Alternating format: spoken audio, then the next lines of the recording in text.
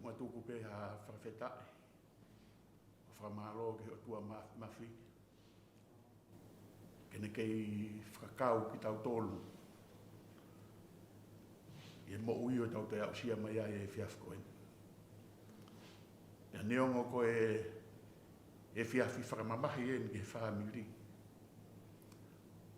O ku whonu aloi mata pe a hui ake mamahi.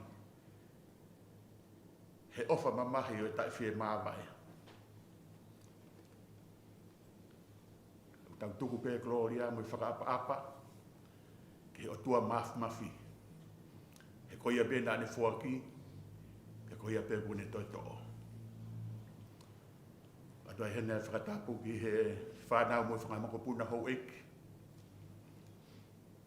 Whakatapu at fuaki ki a kolwhakaanga. O hatau i whanua. Whakatapu atu ki he tangata eki whai whekau. Whakatapu ki he whahu. Atu ke whakatapu ki he pekia. I loio le niani whinau. Whakatapu atu whoki ki he whae. Wai atu i tonga pia mo e whanau hono kotoa. Pia mo hi tuunga kotoa o toton ki whakatapua. Tala muka pui pia pui angi he moho eiki. Tā mua mo mutua koe ni ke tari lele atu ka tek mau tolu hono kotoa. Hala fo'o koe ni kua tau fou mai ai he mo ui. Tofa he koviti tahi waho tau hala. Pia neo ho tau loto mo e tau ofa. Ka koe no molo fo'o ia te tau fou atu ai. Ka tau whakawhetai pe. Hala fo'o tau alo ai mo amanaki. O kua e ap fo'o. O teu e si hova ma tau tolu. Ia kou lau e whainga maari e ko e ni. Ko e monu mo e tāpua ki a te au. Whakangalo ngā taa. Ai tahine ko ani. E tau tai whie māwa e. Peka tau e ne whiha e ku ilo e kaunanga ko e ni. Kau kai ke uhangao la ve i pena ne hanga ilo i koa hu hingoa. Koe taimi ko toa pe huwhi ai e ane alotu. Koe taimi pe o kou siwat ki ai o kou wongo i pe e au i loto a ene whia. He kune ilo koe whamiri. Atua hene ai whekau ngā mamahi. Ke te koe kolwhakaanga. Ka mau whare. Tala mai e ofa. Me he kai ngā lotu. O sene Sydney Tongan. Me he api ko matanwha. Ko tamaki. Tamaki e mau mo ui. He umau ongo e mawai. He ko ta whikau aki. U ta whikau aki. E sino hāmai o si isu. Ka koe siasi. Ka koe ne lavea haku pe taha. O ku ongo ke sino kotoa. Whakamuange pe. Na lava ke tau wahe. Ai ngahi mamahi. Tau kore pe ke tamai he wani. Kene kei tokoni mai he tau mea kotoa pe. Tene hanga tataki ki tau tolu ka e tokoni ofi mai. I he peheni. Ia koe huinga e tau whai ai e lotu. Koe tau teu ki aho peheni. Te tau whepaki ai pia mo ngai haa o whanonga anga. Ko kore pe ke tau kui. Pe te whaha tau lotu. E o tua mafi. Koe o tua lahi ai awhiona. O ke awhio iho awhio anga. Ka tokai maananga e mea hano kotoa pea. Ko koe e tamai. Nā ke hanga whakatupu e mea kotoa pea. O kui kai ke ka anga e ofa e awhiona. Ka mau alu atu ke ngata anga. O e tahi o kuke iai. Ka mau aloha ke ngahi langi o kuke iai. ka mau alu ki lalo fonua ko ke iai. O ke tu ta whaaki he aho e fia. Ia o ke tu ta whaaki he aho e mamahi. O mawango i eiki ai hoa ko e ni. Ai pule ai awhiona. Ia mahalo te mahuanga whakawhehu ia. Kau whai te riha pe ai awhiona ia. Mau whakawhetai pe eiki ko e mau taimi. Pia mau whiohi pia mo kaunanga ko eni. Pia neongo eiki na e no be mau whiohi. Ko ke ui ai kaunangani.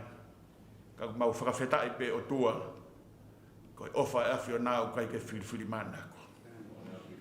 Ko ki mau tolu eni ko mau he maru e whale ko ni ke mau whepopou ake. Ko ia ko mamahe ko tohe lo to whare ko lo whakaanga. Mau hufia pe eiki mo tau tapa ke hea whiona, aha o keresi, aha o whie maari e, ke toka i e si whae, a whangatoka ua, whangatuonga ane pe a moi whamiri hono katoa.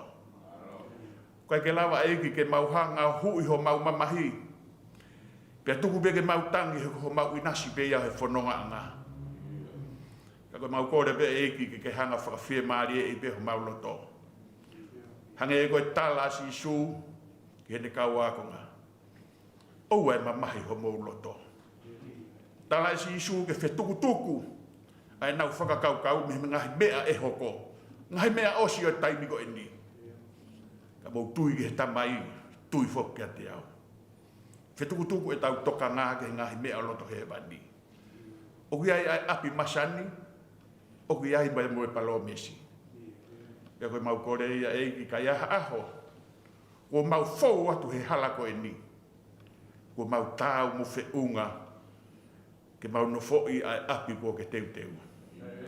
Mau kore whakamore tamai ka ke kau ko ia te mau tolu. O mai pe hanonga pe hamo whie maari e. O mai hakaataki ke mau whekuki. Pe moi mamahi pe mau ilo o ku ke tūtawha aki pe.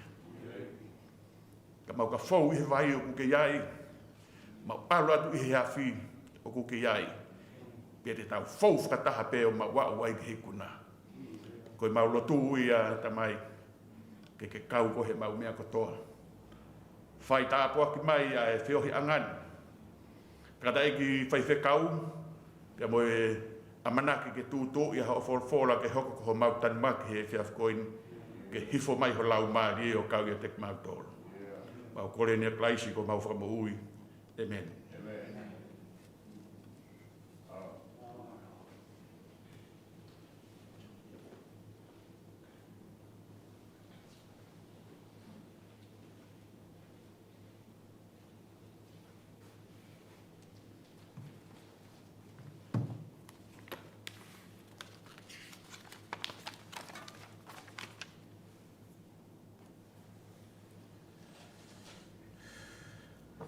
Tuke u hufanga he ai tala whakatapa kotoa pe o si hono whahoko kai a tā mua ke whahoko tau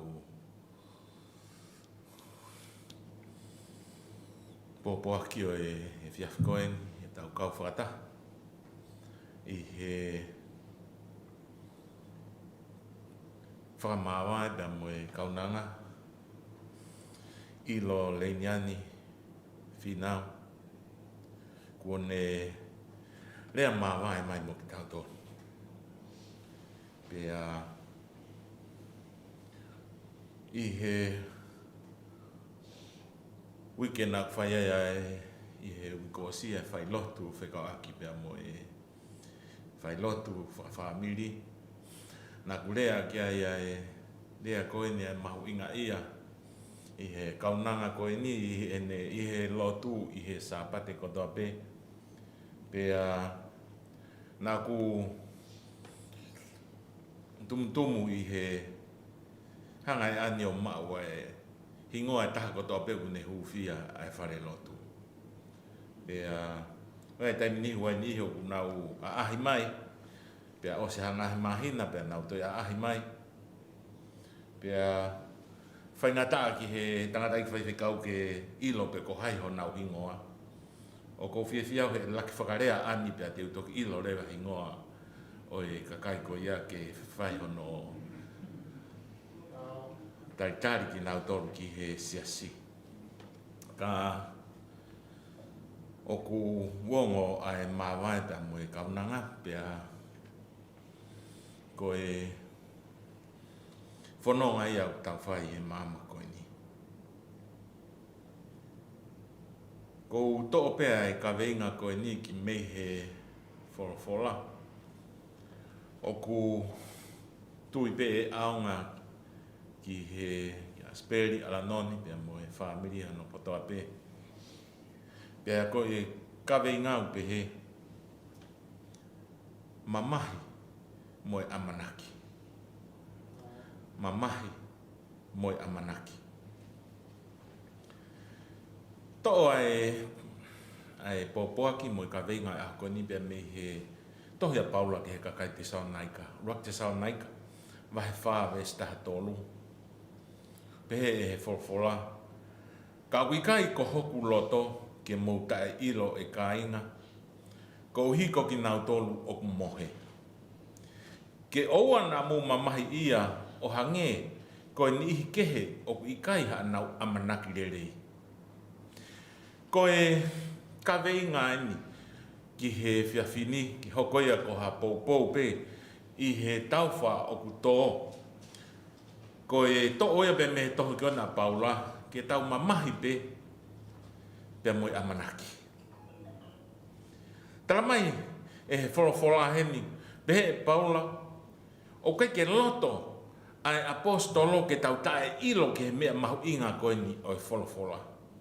O whekauā ki mo ki nau tolu o ku mohe. Tala noa e wholawhola ki he mate koe a ki tau tolu he mama koe ni.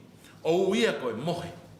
Pea ku whaka fuafua ki he tu o walu o fulu. Pe lahi hake. Ono tala e he wholawhola. Koe mate koe mohe. Ke whakamahino pe. Koe mohe. Pau peke toi āhake. Pe e wholawhola. E toha ngā wena mohe a te vita. Whataha pea tānuia pea mwene ngahi tamai. Tala mai e toha Daniela he taha wā. Vesi wā. Pe e Daniela e lahi a ki nau tolo mohe i he ngahi tanu anga. E whawhangu e he eiki he taimi a ha ere mai ai. Pea kune hanga o mai kia te ki tau tolo e whakaukau.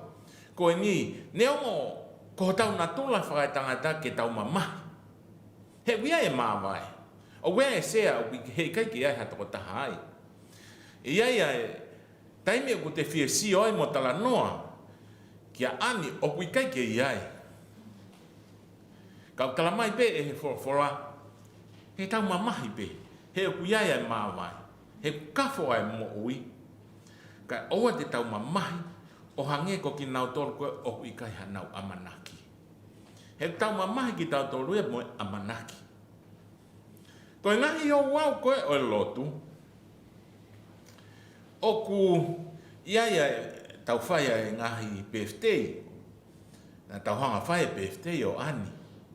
Iaia e tāpuaki pe koe baptaiso pe koe mari. Pe koe malanga pe i he sāpate. Ka koe o wau koe o putu o tahaya hao wau ia o whainga taa. Ai taimi kotoa pe o ku tau kau ai ki ai.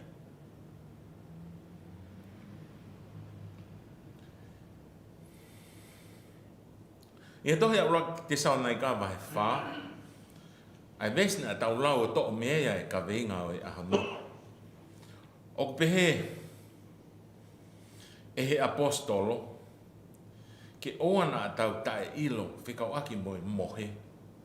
Kau hinga o hange koe ka kai koe o wikai ke nau iai ha nau amanaki. Ai koe lau e we si ka oku ikai ko hoku loto ke mou tae ilo e kainga. Koe o hiko ki nau tolu oku mohe. Ke oa na mou mamahi ia o hange ko ki nau tolu ki kai ha nau amanaki rerei. Taimi o tau whehanga hanga ki ai. Whehanga hanga iai pia moe mate. O kuni hanga whaka oha mare i mau pia ki tau tolu. O tau wakai ki hanga hai whamiri o hoko eha mate pia o tau o ki ai ki hanga hai putu. A koe taimi koe ku hawai o ofi kia te tau tolu. O tau o vare koe mea o ku mamahi mo uhu ki he loto pia ku kafo ai ai mo ui. Koe a ahi koe ko mate. O koe kia ha apia e tae huai. Pea wa o ke whare o i tui. Kau hou e ki pea wa o ke he kakai kotoa pe. Pe koe haa pe matakari. O koe kia hatahaya e hao. Pea mei he a ahi koe ni amate. Ka e whakamahino mai he wholawholaka te tau tonu. Ko tau whatongia ia ke tau mamahi. Taimi koe nai mate a la salo si tala mai he wholawholaka. Na e tania sisu. Ke whakamahino wia e mamahi ia he wia ia e mawai. Ka tau mamahi pe i he amanaki. Whakamonu ia ko tala ofa e he otua. I he vesi hono taha wha. Tohi pia rock te sao nai kawa he wha. Vesi taha wha o tala mai. He kapau ku tau tui na e pekia si su pia toi tuu haki. Pea u pehe ko ki nau tonu foki o ku mohe ia si su. E omi a ki nau tonu whakataha mo ia e he otua. Tala mai hemi kia te tau tonu. Kapau na e tau tui ko si su na e pekia pia toi tuu. Pea o pehe foki a ki nau tonu ku mohe ia si su. Pau ke toi omi a ki nau tonu hange ko no omi a si su pia mei whai toka. Na e pekia si su i whai toka. Pea toi tuu i he aho no tonu. Ko tui pe ko uhinga ia u tau kau ai ki he lotu whakaristiane. Ko uhinga u tau tui ko si su na e pekia pea toi tuu. Ko uhinga u tau kau ai ki he lotu whakaristiane pea u tau hanga whakamanatu i he tau ko toa pe. Ko taimieno e pekia pea mo e toi tuu. Tau whakamanatu i he aho whalaite ko aho ia pekia. Pea koe aho sante koe aho ia o e toi tuu. Aia koe aho uruaki o i wike. Pea kapau te tau mo ki Jerusalema. I he tua a o Jerusalema wia ia e whai toka ai. Pea koe te hu koe ki he whai toka ko ia pa te hu mai ki tua. Koe ia taha ia i whai toka. He wike ke ia ia si suku o toi tuu ia. Ka tohu i he matapā koe o whai toka. He is not here. He is risen. Tamai o wike ke he ni ia ko hinga o stoi tuu ia. Ko si su ia. Talamai e whorwhora ka pau ku tau tui na e pekia si su pia toi tuu. Pea tonu lewa ke tau whakaukau pehe kia te kinau dolu mohe ia si su klaisi. E omi ki nau dolu e he otua. I he taimi tene haere mai ai ki he mama koe ni. Vesi hono hongo fulmani mau tala mai. He oku mau tala eni kia te mau tolu i he wholofola ai eiki. Ko ki tau tolu oku mo ui pea toe i he hoko mai ai eiki. E i kai te tau mu o mua i a te ki nau tolu oku mohe. Tala mai ko ki tau tolu ko e mo ui pea toe. Uhi ngai ni kia te ki nau tolu oku mo ui o au ki he haere mai a si su ke awea ene kakai ki he wani. Tala mai ko ki nau tolu ko mo ui mo toe. Hei kai ki tau mua ki tau tolu ia te ki nau tolu koe oku mohe. O hange ko ani he e whiawhini. Pea hange ko tau ngahi o whaanga. Kua tau rea maamai pea ku nau mohe i he whai toka o hange ko e lau ai wholofola. Tala mai, hei kai ki tau mua ki tau tolu. Nā nau whaiwhaiangi kua whakaukau ki tau tolu. Taimi e haere maa si su te tau mua ko hinga tau kei mo ui. Tala mai e wholofola i kai. Oua nā tau whakaukau te tau mua ian teki nau tolu o ku mohe. Tramai he vesta hauno. Ko hi e alu hifo ai e ki me he langi. I he mawawa mo reo o e angelo lahi. Mo mea rea ai otua pe koe pekia ia kalaisi e tomu atu. Talamai he nia he wholofola koe rea e nia o whakapapau. O kui kai ke talamai e mahalo na haere mai ai otua. Kau talamai he wholofola koe uhi e alu hifo ai e ki mehe langi. I he mawawa mo reo o e angelo lahi. Mo mea rea ai otua, pe koe pekia ia kalaisi e tomu atu. Kupau ke haere ma si suhena ne tā ofa. I tohe a sione wahe tawha, vesi urua kiki he tolu, teu alu ke langi o teu a api. Pe koe taimi koe teu e api koe teu toi foki mai o mau aki moutolu kia te au. Koe tā ofa e nia si su. Pe koe mea pe nia taha koe ke lava e si su ke whai, ke ne loi. Te kei ke ne whai e hanga hala talu hono whanau i he mama koe ni o au ki he ne pekia. Pa koe ia penina ne whola mai, teu haere teu e api, pe teu toi foki mai, o mau aki moutolu kia te au. Tamai e aluhifo a sisu, mehe langi, pe koe pekia ia kalaisi, te nau tomu atu.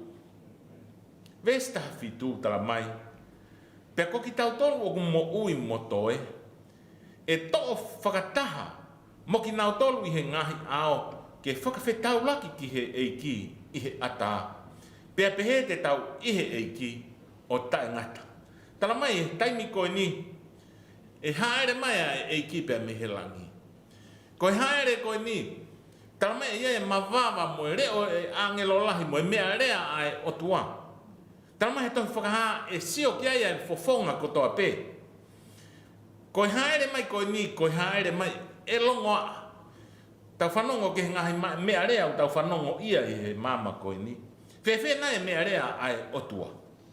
Whewhe talamu pite ai o tua, tala mai e aluhifo. Ai o tua mihe langi, i he mawava. Pea mo e reo o e angelo lahi. Mo e mea rea ai o tua. Pea koe pekia ia kalaisi te nau tomu atu. Pea ko ki nau tolu e mo ui motoe, e tō hake whakataha mo ki nau tolu i he ngahi ao ke whakawhetau laki ki he otua i he ata. Tala mai e tō hake whakataha ki nau tolu koe e toi tuu pia me whai toka, ai au pekia ia kalaisi, kau wai ani mo tau ngahi o whaanga, tau mawai mo ia i he whanonga anga koe ni, te nau toi tuu. Pea ko ki tau tolu pe e he apostolo te tau ririu ki tau tolu ia i he kemo e mata.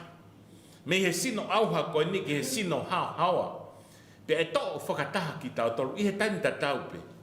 E he otuao ave ki he langi. Pe whakaosi lewa e he apostolo i he vesi walu. Ko ia mo whetou tou whe whakawhie maari aki mou tolu i he ngahi reani. Ko e ngahi rea koe niu tala mai. Taimi ko tau mamahi ai mo tau whaingata ia he whanonga koe ni. I he ngahi paloparema, i he more ho tau ngahi o whaanga. Ko e ngahi rea ai ke tau whakawhewhie maari aki. Ke tau hanga whakanonga aki ai ngahi loto koto pe. Neongo te tau kei tengi hia pe, te tau kei mamahi pe, e kei tawhie pe a lo i mata pe a kafo pe a mo e mo ui. Kau hange ko e ako naki ai apostolo. Fie mau pe ke tau mamahi, te moe amanaki. Tau mamahi e wea e mawai, ka wea e amanaki ea ki he mo uita e ngata, ku tala ofa e sisu. O mi he apostolo ai pōpoaki o e amanaki le rei. E koe pōpoaki ko ia, talama he toha whahawa he ua we si wanoa, whakamanatu mai e sisu, wakai o kou hau wawe. Ke ave ai ne kakai ke he api ko ne teu. Talamai he toha whakahawa tahawe swa, talamai e holo e he otua lo i mata kotoa pe moi, mi ho nau mata. Pe kai toha mate pe ha tangi pe ha ongo sia. Ngahi palo pare ma kou tau whepaki moia i he mama koe ni. He kai ke toi hoko ia i he pureanga o langi. He huia ia sisu ia aia koe hala pe moe mo oni, pe moe mo ui. Upau peke tau mamahi. I he whiawhini, tau omi whakataha, e whamiri. Pea ulahi ai ngahi, whie mao ai whamiri, ai kau ngahi maheni, ai siasi. Kau hanga e he taimi o tau mo ui ai, pea moe koviti tahi wāne hanga ta ofi. Ai ngahi mea katoa pe. Kau nau whakaukau mai i he houa koe ni, ki he o wau tau whakahoko koe ni, i he pō whakaosi o tau whakahoko ai, pia mo ani. Ka whamanatu pehe e apostolo, mo nia te tau mau e tatolo e mamahi. Ka e tupe mo ke oa te tau mamahi o hange ko ki nau tolo. O kui kai ke aha nau amanaki rerei. Te teo e o tua e api. Pero e api ko e ako he wania. Ne ta ofa e toi foki mai o ave ki tau tolo. Tala he whorofora e aruifa e o tua e mawawā pe mo reo e angelo lahi. Mo e mea rea ai o tua. Pea ko nau tolu pe kia ia kalaisi te nau tomu atu. Pea toko whakataha mo ki tau tolu. Ke tau nofo pea mo si hova i hono pure anga o lau i taniti. Tu mo ke hoko e popoa ki no e fiafini. Ke ne hanga pea omi ai tau mua na e o mai e apostolo. Pe ne hanga tala mai koia. Mo fe tau fe whakawhie maari e aki. Aki mo tolu i he ngahi rea ke tau lotu. E o tua mafi o mau tamai whakahewani a Fiona. Mau kau whakataha i he fiafikoini. I he whakaapa-apa ki he kaunanga koe ko ani. Kone rea mawa e mai. Kone taria e ui a Fiona. Kene mohe o tatari ki he aho ko ia ku tala i ho whorofora. Mawilo o kuia ia e lo i mata pia kuia ia mamahi. Kafo ai mo ui he kuia ia e mawai. Kai whawhetai pe o toa o kukehanga omi ai poaki pia mo amanaki rere kia te ki mautoro. Neo ngope o kuia ia e mamahi. Ka whatokanga e he apostolo. Oua te mau mamahi o hange ko ki nau tolu. O kui kai ke iei hanau amanaki rerei. Mau amanaki ki mau tolu ki ho whoroforana ke tala ofa te ke haere ke he langio te hoa api. Nā ke tala ofa te ke haere mai o awea ki mau tolu ki api ko ia. Pea ke mau nofo tae ngatai pea moe a Fiona. We mau lotuia e ki lolotonga e mau tatari ki he aho ko ia. Tuku pe mua ke tataki e mau whanonga. Pea tuku ke hoko e aho ko ia ko e aho whawhiawhia ke te ki mau tolu. Ke mau rea whakataha pea mo e palofita ko e ni hao mau eki nā mau tatari ki a te ia. Ke ave ki mau tolu. Ke ave pea mo ani. Ave mo mau ngahi o whaanga ku mau mawai e whanonga anga koe. Ke mau nofo i ho taloni i he wani. O tai ngata pea tai ngata. Amen.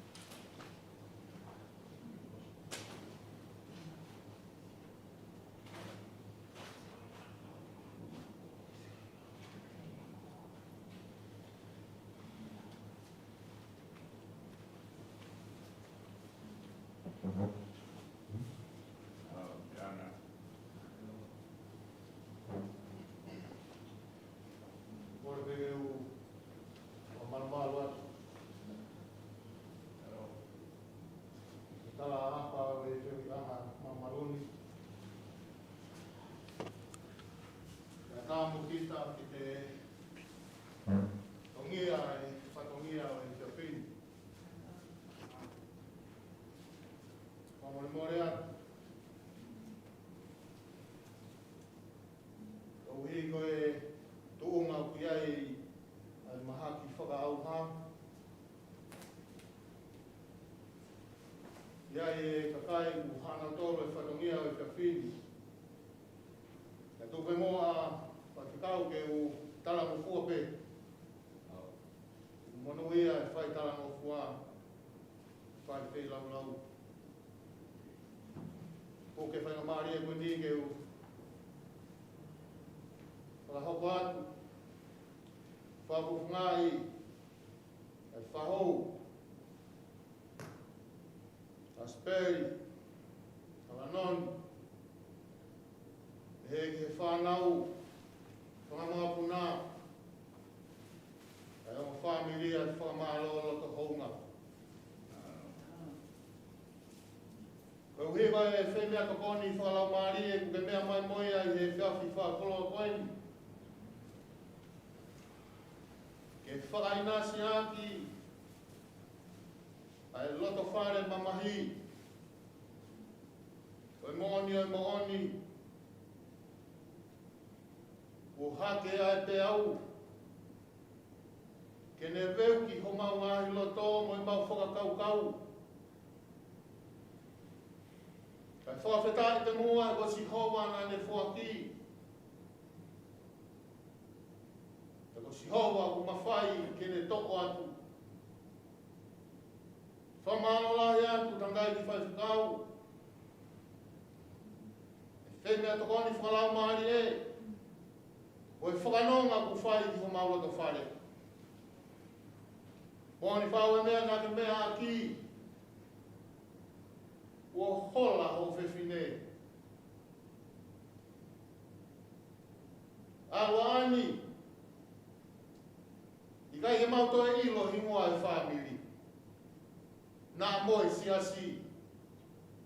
Kai whawhetaki o omi o mau whekau. Tuke mau mui ki he ki. Koi a pea e vai whanonga. Whamaro lahi anta. Kua whatongia. Whalao e taimi. Whai mai ai whanonga e whutok mahakini. Ke whakakakato. Ngā u whalau maari o e whiawhini. Lewe maranga gata tau atu. O tui be ku wangego meana e whaamu kia tangata i ki. Ta speri. E ge whai whekau, ke sau whinau. O tui be ku iai e ngāhi kolokalama e whiawhini. O kore whamore atu pei. E ki whakatau lama nong atu pei tau kolokalama e whiawhini. E tau whemahino ati pe he tau kolokalama. E tau toki hoko atu. O doi o kuiai e ngahi whailotu he whiawhini. E kai ki ngāta ai. O kuiai e whakaamu ki he loto whare o e whamiri. He kai ke toi ai ha taimi. E toi atamai ke whai ai ha manatu merie. Ki he ofa anga koe ni. Kai he poni. Whai ai e kore. Tuanga mua ha whainga maari e. I he tamai ka moe whae. Whangatuanga ane. Whangatokoua. Nā moe whahua ku mea. O ki tau tolu. I he malu e whare koe ni. O atape ke whai ha manat me rie ki kaunanga koe ni. Whataha mo ngā whai lotu. O teu mai e whai whikau. E sau e ngalo pe. Tau whanongo kotoa ki ai e whiawhini. Mahalo ko ki whatongia pēia ko whaampe. E whakahoko atu. I ngāwe o e whiawhini. Ato ki ai ha mea ku taunia. To ki whakakato he tangata iki. E asperi whinau e whiawhini. Mahalo pito.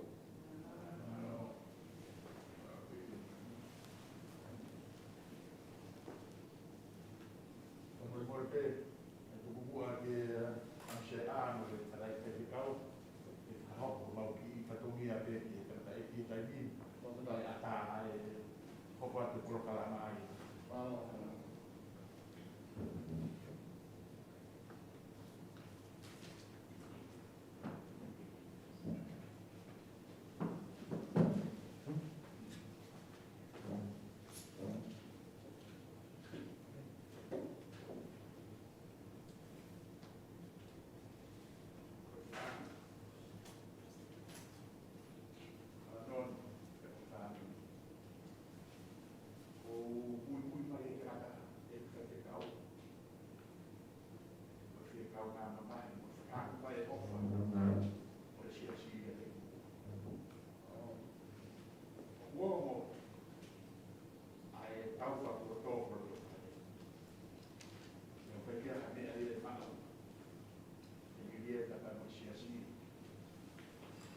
hanga e COVID nai iwa o funili o tau fatunga o tua.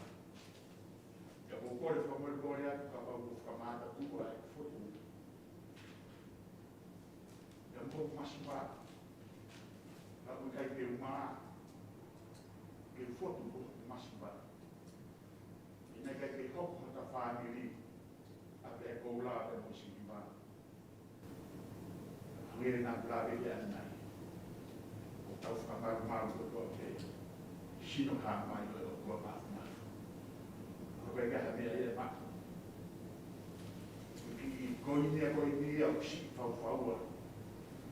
Ka koi ofa blahe te ame takere o mauloto.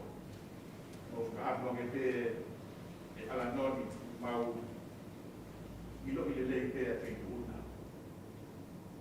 Ko ofa anga ai o hora. Ia uomo ke te kurato. Ukai ke ifo e kai. Ui kai ke toi meri e sukai. Tau whakawhetai te. Ke na lawe ke te kata e te te kau. O kia i te tau whakatetua. Tau whanonga ko i ni ko e kamahi e osi. Si o loto ki haru o whawhiwhia. Nā rena e whaipia e lawe. Whafu ou e tau mo ui ko e hala whono ngahi ngahi a honu. Ia ko maipa api kore whakore kore. Kui ki ofa pe e mina e. Kai ngā loto si tonga. Ke tokoni atu ki whaingata a. O loto whare. Te ure me paranga ka kau. Kore ke upanga pe. Ola vete o kai te hare o pae. Kai tuku mua ke upanga pia whae tuitong. Ke pai haku ki kai whakamaro. Ke kai ngarot. Nai uhinga. Ai pai e he kai ngarot tu siti tonga a ani. He koe kaunanga ia a siti tonga. Te ko mea e nā kuanga o lawe i mai pe kau, e o e tau, i e ta me kainga rotu. O kuhopa ko i ni waka koe ani ki api he tamai, ko e lea te tau pepe mai, tamai koe, poki ke petu, na e ohi ai au. Te koe tari ho pononga, poki pia mai ni atu. Ko e o mātua aniku aru ani, te mahoko atu, ai tau ki hono sea, i e paratapu, o siha wā i Sydney tonga.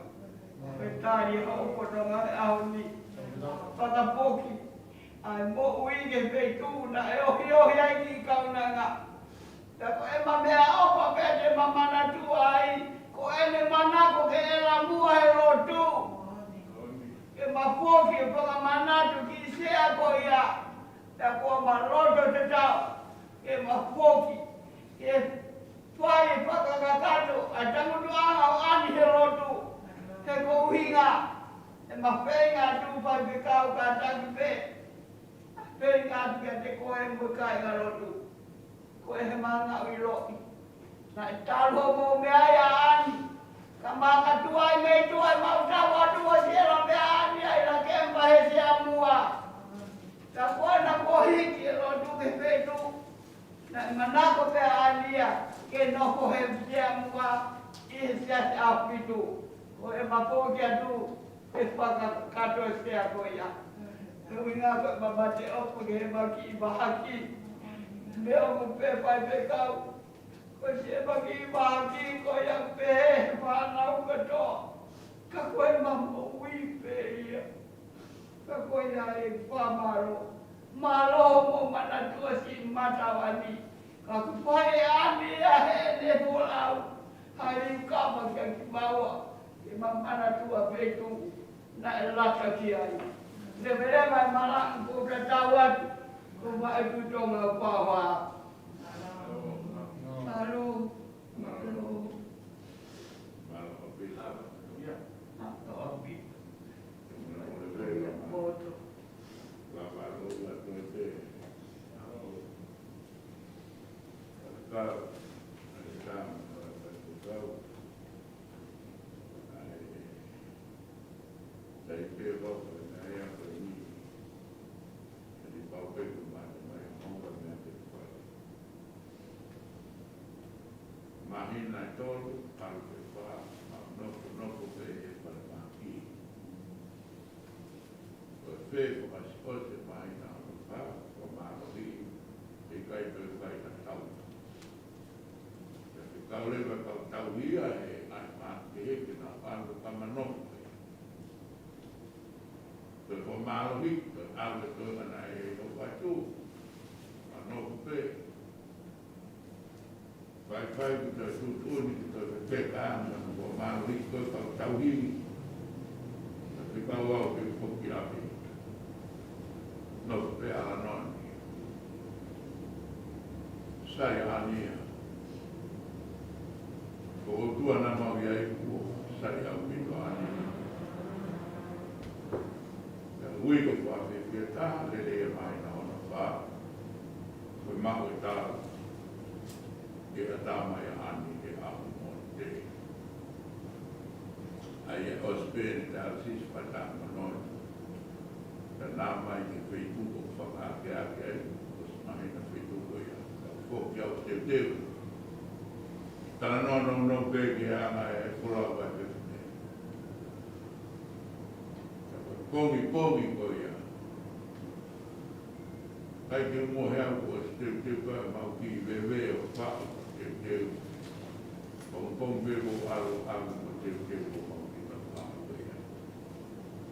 Mao e tā anieni koe ki mea ko ki ai. Pai pia ko tala no ani e pia whi.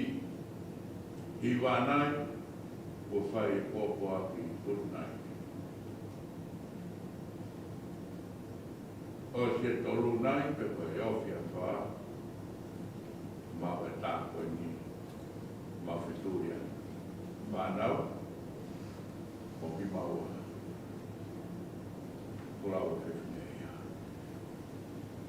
Ta wai koe ni a tā mai ana ko mapapi. Ulawa ni misionana.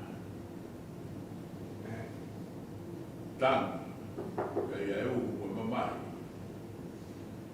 Whamona mai, fok mai ani ke whai pe mea ia ni ang mai no le whai ka te koe. O stata mai ani ia. Nea pena mai no. Wina la kia i ala no ni. Koe ka whakau wa mai hoa, e kere tā. O whalai ake kai alo tū. Mo fotu mai mo komi ka to e si o mo fono nga. Au mau. Watu a meri e pa ui pa popa mari o e fia koe. Popa kene koe ki tau fiu e whanongo ki ai. E ukai tuku e hake po hifo e whanonga. Ane more amana ki ia po hifu a mai pe e pe. Ka koe ki tuku ono tala. Mahi ko ia mata pe ia whanonga koe ni.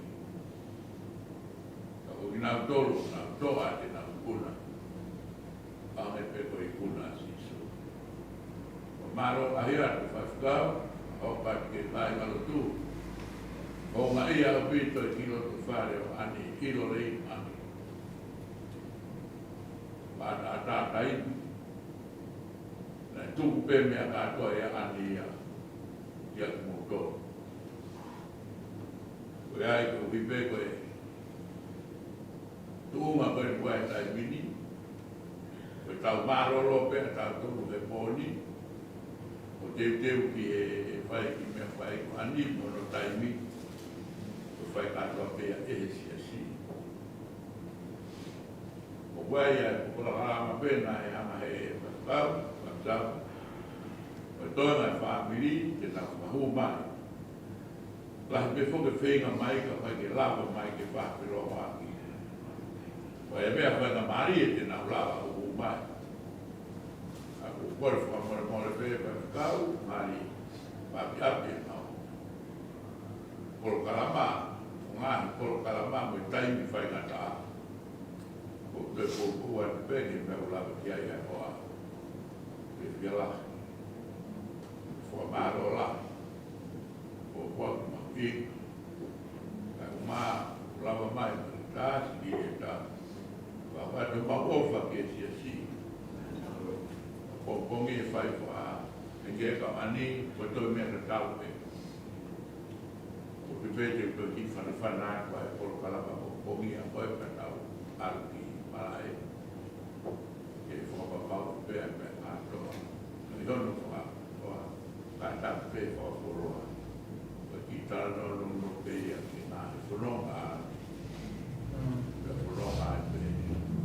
Tawang ka mai e ki ni tai ko no. Ka ta pe ai family ka ta fai e tu ni. Mo tolu o mai fia mo ka ta no pe tu. Osa ani ia. A ilo me kwa pe ai ho. Ika ki ngate ka ko ka fia ia ka pi. Wa mo mora ka ka fa maro.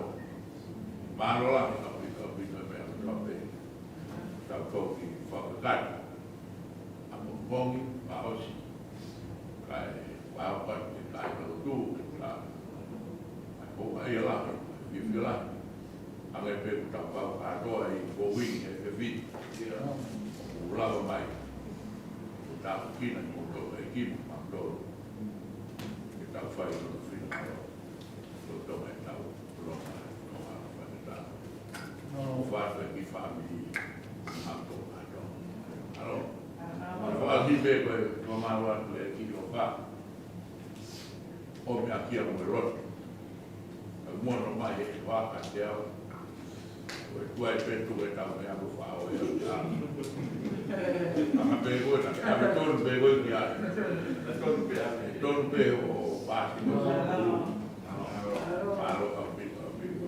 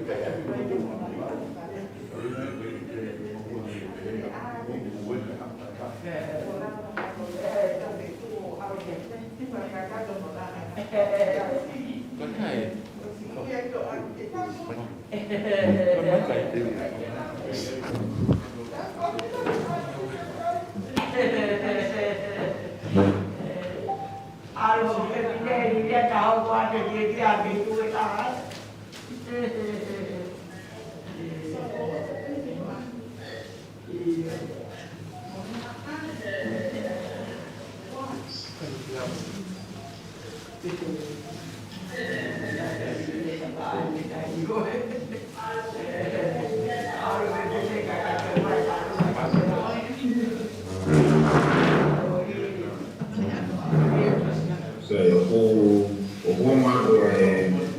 mato le ko ni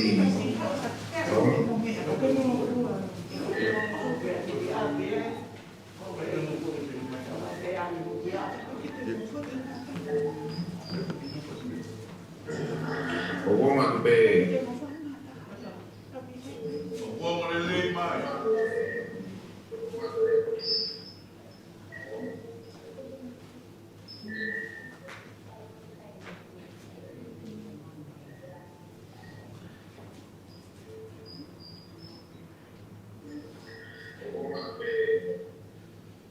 O to ki le o si ia, o le amare nai na le o pito. so ko Oi, o le pe ke o fanga i ngai fa ta to be o oso na fire ni one ka ta mo ko fa nga mari ko ni ke fire tu ha ki fa ta ke ki he hoko atu ai tau por klama ko ia e fia fini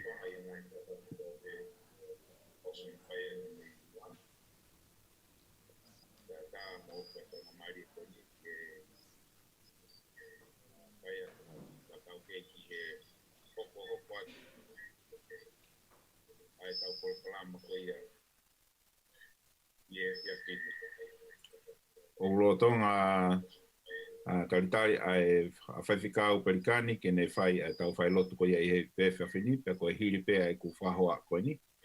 Pēa e hū mai rewa a whaiwhikau perikani e sau, ke ne whai ai whai lotu hoko atu ko ia o e whea whini.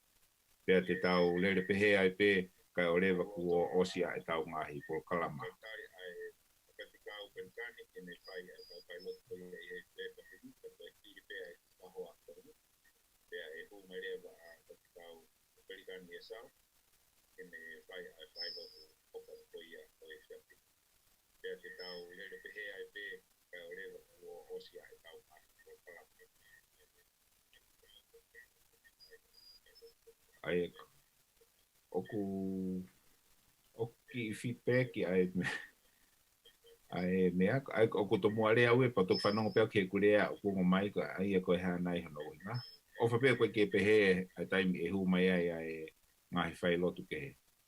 Kaike, ko whiawhia i e whangamare ko ni ke talitari koe e whawhikau, ke hu mai ai rewa o whai ai tau hoa lotu koe i he whiawhini. Malo au bita.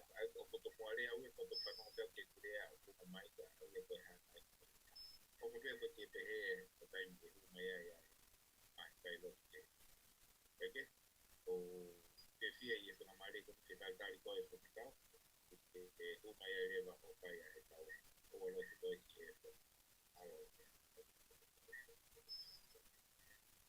Sai, maro apito whaiwhikau e mau whainga maari e. Maro koe uhinga ku feedback ki ai ka pai kore atu ka paula. Nau tolu koe na ku iloto he whakawhi ao o ku one nau ngahi device he live streami miuti nau tolu si o atape. Ka nau whanongo pe nau tolu ki he tau rea mai koe ngau he Facebook ka. Ka he ku ka pau kia whahinga e ku nau toe oni mo nau tolu e te tau he kau mau e feedback ko whanongo mau e ke feedback i ta whako ni. Ka whailonga mai pe ka pau ku i kai ke kuongo le leia. Ko i whakakoroa au pito ai e fia fin. Pea tau ke te sau ko ulau e tāpuaki. Ai whainga maari e ko whakakoroa ki au. Ke u kaupe mua he whakaheke heka o e tua whiwhine aonga ko eni.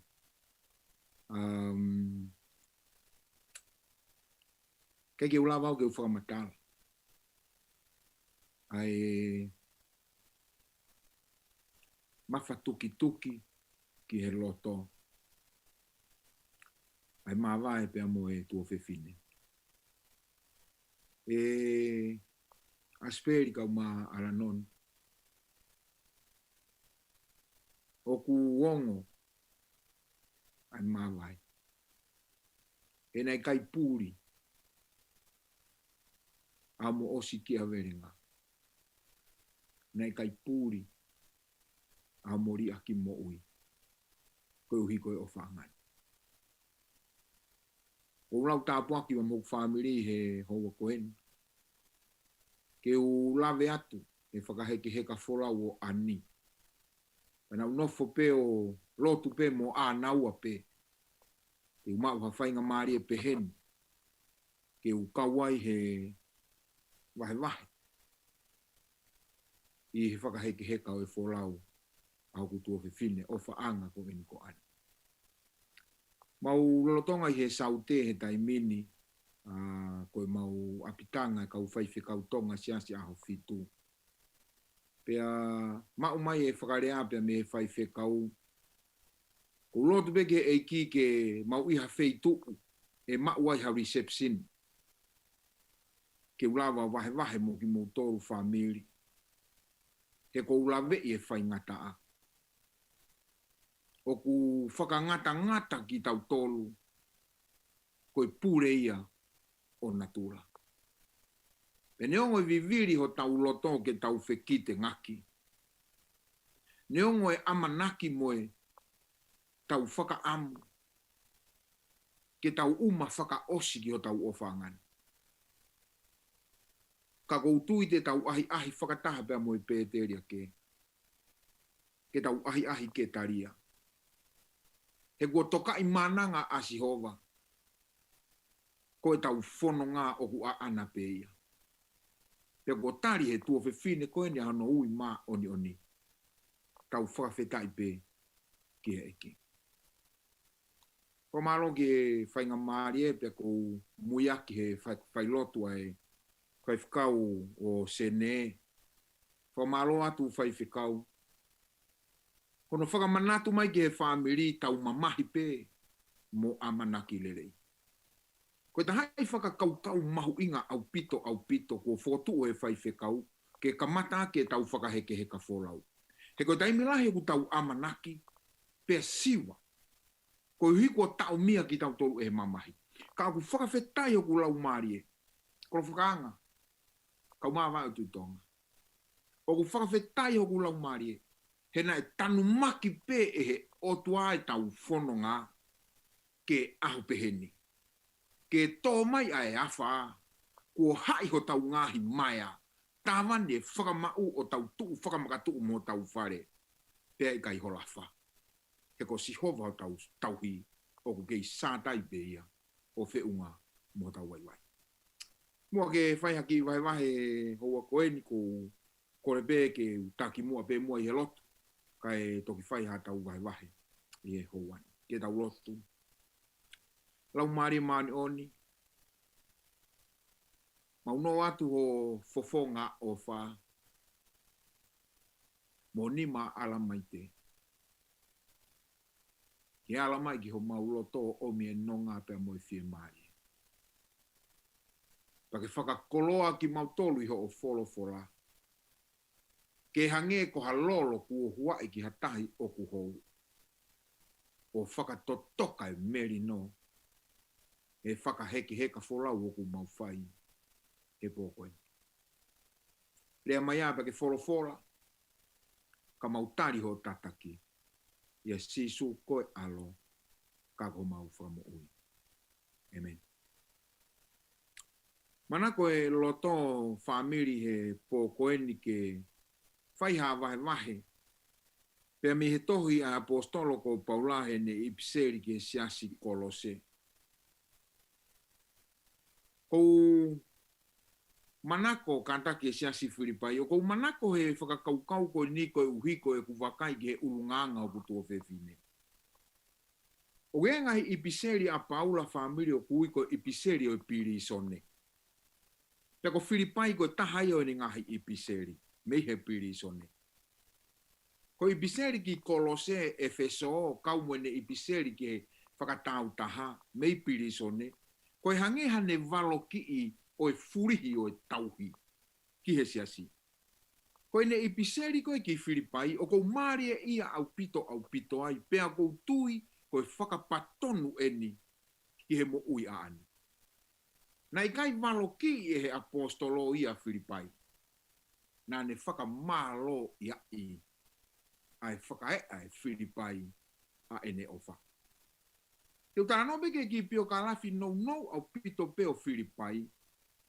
Ai uhinga na e ui ai e Paula Filipai ko hono siasi. Koe tokoni koe a Kolose, koe tokoni koe a Efeso, koe nau ave tala ofa koe kia Paula, na e whakamui rea pe.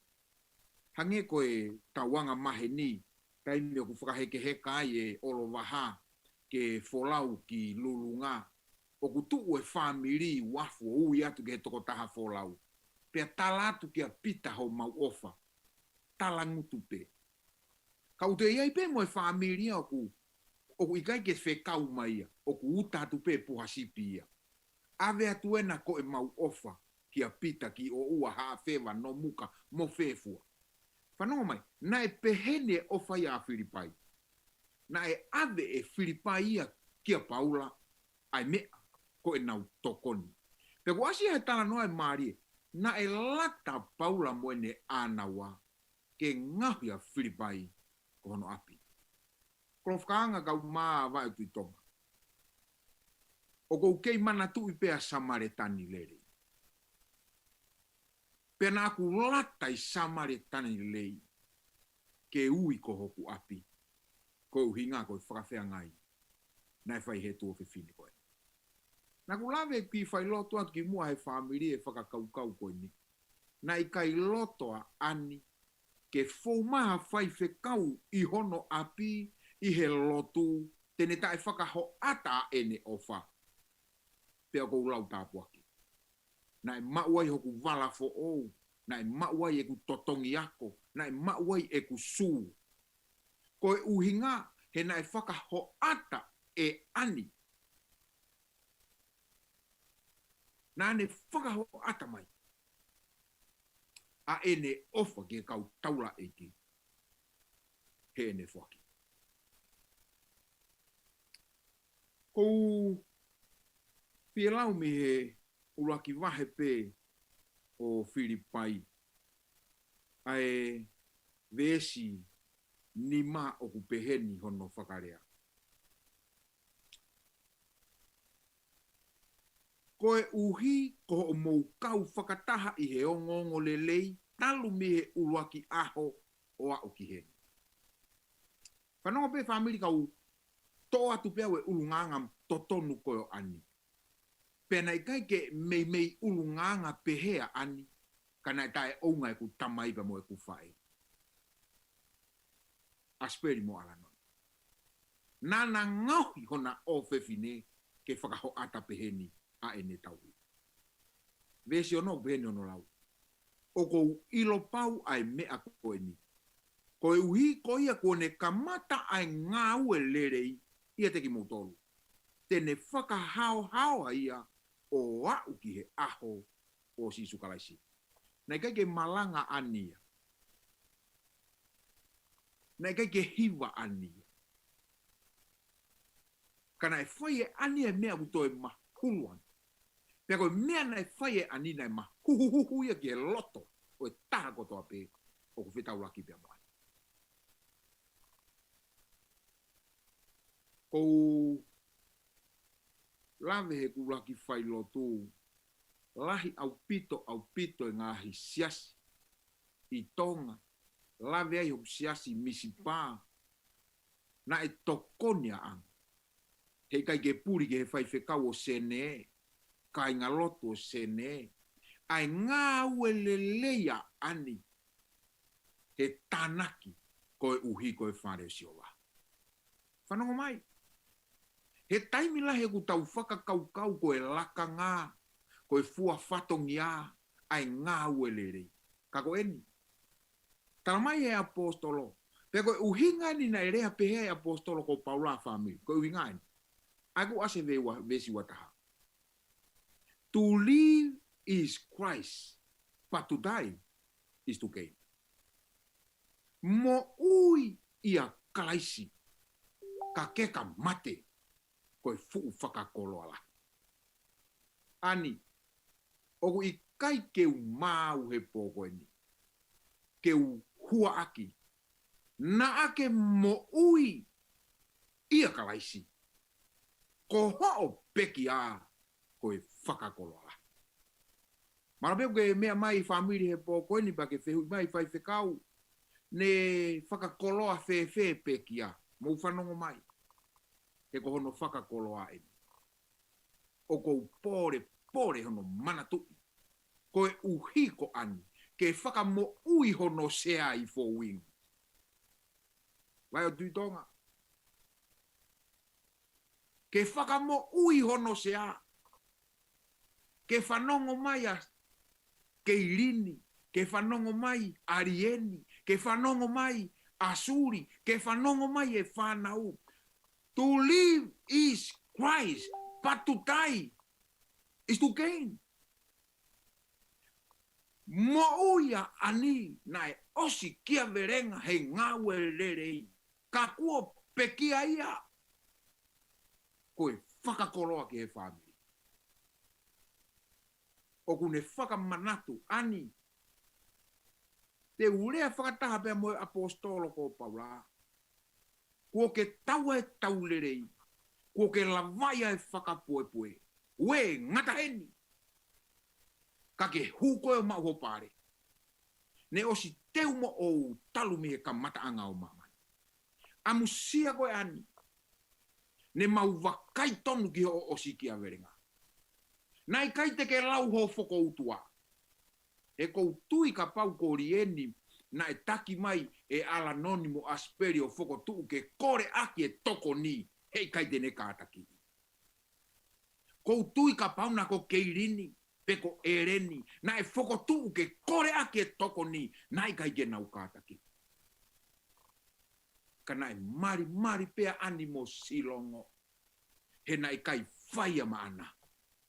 Na ne whaia koe ngāwele rei, mai o tua. Oku lau tāpuaki ho tau family, he matai koloa fungani kua whaki e eiki, o tau lavenga monu he ne tuku lau mea. To live is Christ, but to die is to gain. Whanongo, koe pareo anine o si teu e he eiki talumi he kamata anga o mamai. Family teu tau ataina pe ke u whehui. He ku mahuhu ki o tau loto. Ai mawa e pia mo tau o whangai. Ka teu whehui he pōko ni. Koe whakakoloa o ene peki a e aonga na ia ki a koe. E aonga na ia ki au te manatu inai. Ai osi kia verenga a hoku tua vevineni. A mohu mou te hinana. He ngāwe lelei ko whakahau hawai e he otua. Paose kuki tala loto. Te whai be me he tohi a Whiripai. Wahe whā. Pea kou manako ke u lau pea me he vesi. Te u kamata he vesi whā, ka te u whakaoske he vesi walu. Ko hinga ku kamata me he vesi whā he koe mo ui ene ani. Mo ilo ka pao ita ani, hange pe u fia. Ku whanga pe whakatapu ko tau whāmi. O vare pe ku rue atu na iai ki mea na taterenga tā maki. Ka pau na mau kos ko ngatu penu. O ku whanongo atu, o ku whakapupu ma ani he taimi ko ia. Te utu o sio. Ko pe oia we, kuo ita kuini. Ko taimi ko sio atu ai, whakate e relo ma ani. Ta o ku ne fie mau e ia, a e te tokanga. Ko pe atu good morning ani. Te ai whapupu ma ani. Pea whakate relo mai. Pea lerea mo ene kata. Whanau mai, o kou no whakakau pe ko whē taimi. Whē taimi e oho mai a ani o ita. Ko mea pene u ilo kia ani he ene mo ui. Ko hono mamahi e he tua whine ko eni. A hono nofo anga I saione. Ka tau mea ku wakai atu he laivi vai tu i tonga. Pe te utou whakamanatu atu pe ke ku whae ko ene ua ko ene. Ai nofo anga o ani na ngalo. Sea mua to o he ma. He sea mua ko ania. Ke whakawhe awai ke tangata malanga. Ves wha Filipai he vai wha.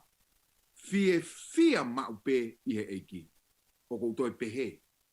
Fia. Vesi ni ma. Tuku ke ilo e he kakai kotoa pe ho mou ulunganga lerei o kuofia e eiki. Can I hear amen from the family? Tuku ke ilo e he kakai kotoa pe ho mou ulunganga lerei o kuofia e eiki. Koe ulunganga o ani o ku ilo he taha kotoa pe kuofia e eiki. Whanoke vesi o no. Oua na atokanga mamahi ki ha mea e taha. Kai whakahaatu ho mouhori i he mea kotoa pe ki he otua i he lotu mo lotu tau mau mo e whakawhitai. Pamiri koe whakakaukau enu tala mai koe whakakoloa e pe kia a ani. Ke whakamanatu i mai e ani koe vewe mea koe ku tau nofo ko ngā wei. E osipe ia. Koe vewe ia. Whakaha e tau ngahi fie mau he tau lotu mo lotu tau mau. Ves fitu. Pea koe merino o he otua aia o kulahi hake au pito i he wha iloa. Tene malu i ho mou lau marie moho mou loto i e sisu karaisi. Whaka koloa e ke whangu. Waki merino tau tangi pe koe tau mawai. Kai whaka totoka e he otua ene merino ho tau loto e lau marie o e. Whaose ku ki whai lotu he po niu peheni. Vesi waru. E whamiri, ko hono whaka o si en, ko tau rea mawai tau tōru ki ani. E whakaheke heka ne wholau a pongpongi. Te tau tata alo, tau mai a ko hane whoki ki he kirikiri te fua. Te ko hane heka waka ki he koronga tata. Ko eni, ko ne tau e tau lerei. Nane la vai e whakapuepue, ngata heni ani. Ko ho api ko teu mo ou, kai toki whawhangu koe e he eki. Pea kia te au mo toenga e whamiri. Whanongo. Ko hono whaka o si en. Ke i longa ngahi mea o ku mooni. Ke i longa ngahi mea o ku matamata lerei. Ke i longa ngahi mea o ku totonu. Ke i longa ngahi mea o ku maa oni. Ke i longa ngahi mea o ku whaka ofa. Ke i longa ngahi mea o ku ongongo lerei. Ka pau o ku iai harerei. We, tokanga ke ngai mea ko ia.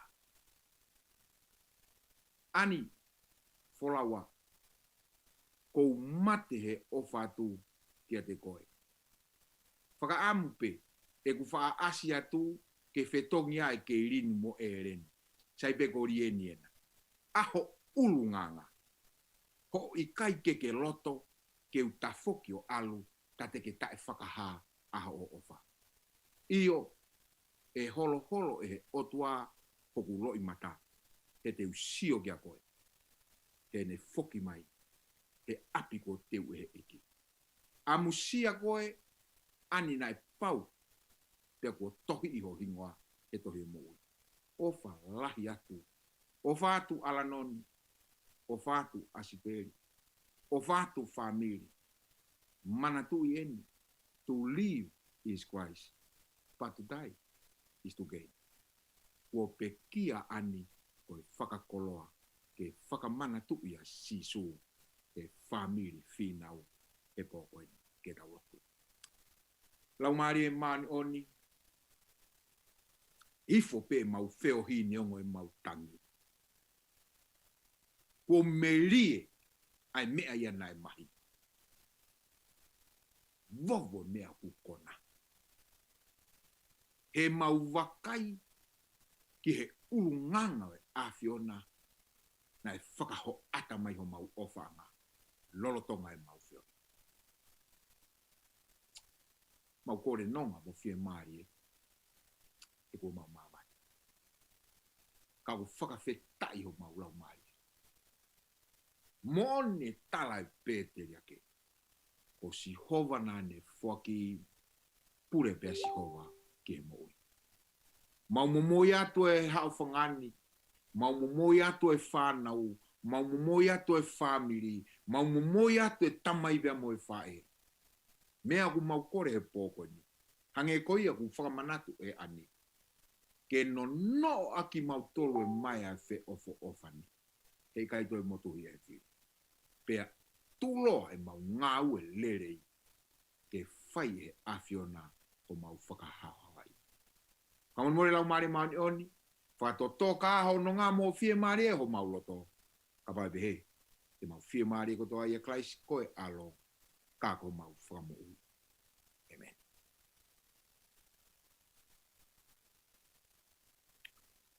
Maro pito. Ola ua ani. Ita tok feta uraki behe apu te teu he eki. O fato. Maro pito. Kau.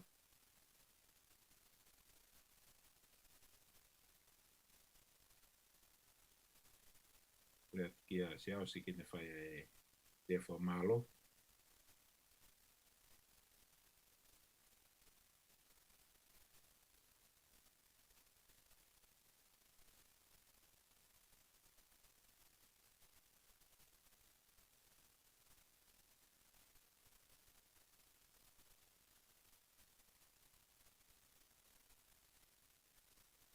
Mo te kau toi hawat kan mari e koe ni o ko nau e family ke tongia e whiawhini.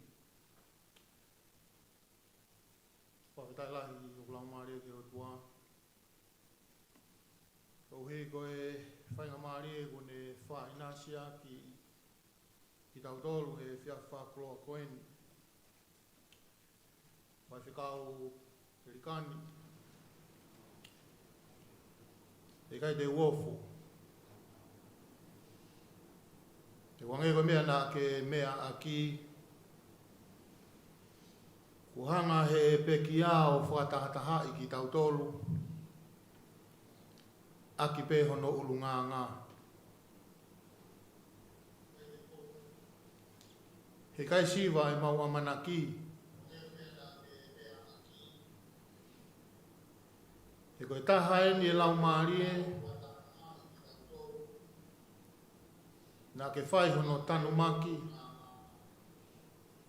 Talu mehe ene tupu mai he māma koe ni. Ko whawhawhunga i atu. Ai whahu. Asperi. He ki ala noni. Tonga family whata was. Ai whamalo lahi atu ke wheitu una. Ai kai ke whie maari ke mau ha malolo. Kau hi koe vārenga o e pō. A ke wahe i ho taimi. Ke whai ake ho mau whakanonga. I kai mau harea ia e whiunga. Ke whakatatau ake mea ofa fungani. Ko ke holo holo ia ki ho mau loi mata. Whatawange peke o tua mafi. E taupiri mai ai ne kere siba mo ne tāpua ki koe hui koe fua whatongia ku ke whai. E loto whare o sias. Family. E he pureanga. Whai whikau. Ka ke mau fōi. E whanongo ki hore o. E ku maheno ka te ku mau tolu. Koe ni ho koloa. Koe ngā ue ia pa moe au ngai a e lotu nā ke whai. Te he ke loto whare o sia si. O a whea e ki. Ai ki loto whare masiva koe ni. Ke ne awe ai. Ai tuo whiwhine. Koe o whiwhine. Koe toko ua. Api nai palo mesi. Ke ne alu o tewe api. Ia koe fua e ni o e teu. whawhetai lahi o toa. O whalahi atu e whaituna, o to whare o whameri ka moe siasi. Patawangi, whaweni mai hataimi ki whaha whelongo aki, i e whungai mo i ka moe whia, te verewa malanga kau tatau atu.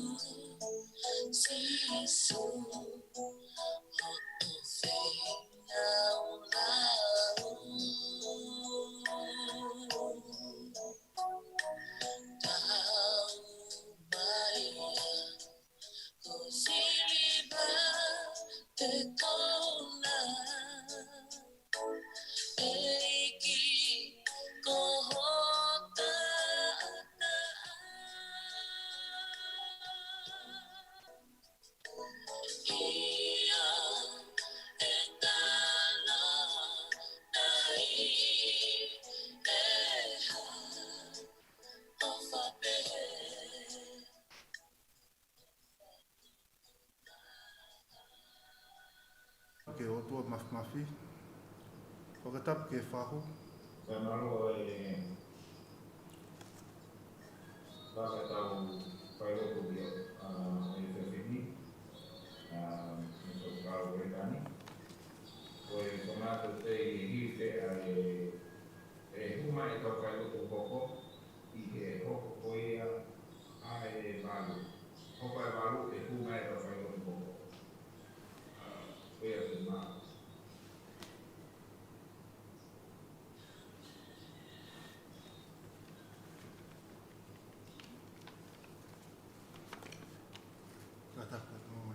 Ko repe ke whakatap ke o tua mawhafi, whakatap ke whahu, whakatap ke whaiwhekau, whakatap ke sino e pekia, ko re en ke uwhanga e whakatapu. Ko re whakamoremore atu pe ke whahu, ko ki motolu o mea mai e ngalu ope, ko re pe ke o ngau ea ke re whakaparangi e ku whaingofua ngai aka. Whakamaro atu o moomi, e whakamari koni. Ke whai aki i rea, ke uki tu whiwhini koni, maro opi.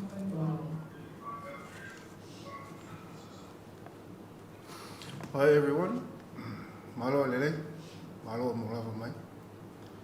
I can speak English, I can speak Tongan, but it's not that good. So I asked if I may speak in English. Welcome everyone.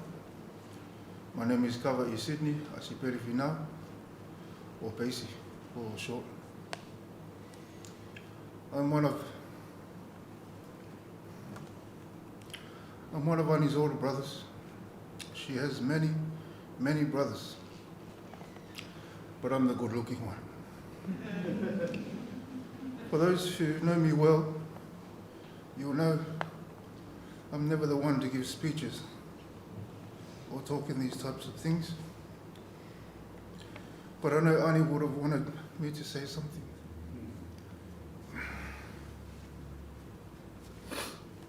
Today to share a couple of things with everyone and how much she meant to me. I want to start by saying that I was very, very close to my baby sister, Ani. When we were young, it was always my older sister, Lenny, myself, Ani, and Lepi. We were the Palangi children. Now, as kids would always fight and have disagreements, as siblings do. But never did we ever get upset at Ani. She was the special one. None of us would be upset at that because we all had a soft spot for Ani. There's a couple of reasons why I drew very close to Ani.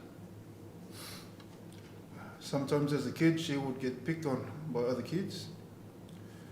I'd find her crying. And typically as an older brother, you do what any older brother does.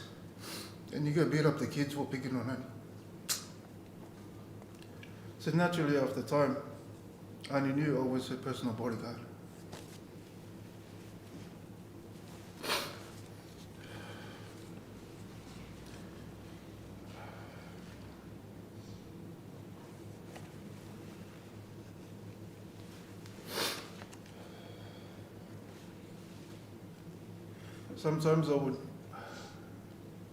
Sometimes I would just find her crying and I would ask her, "Ko hai Ani? Hu tana Ani?"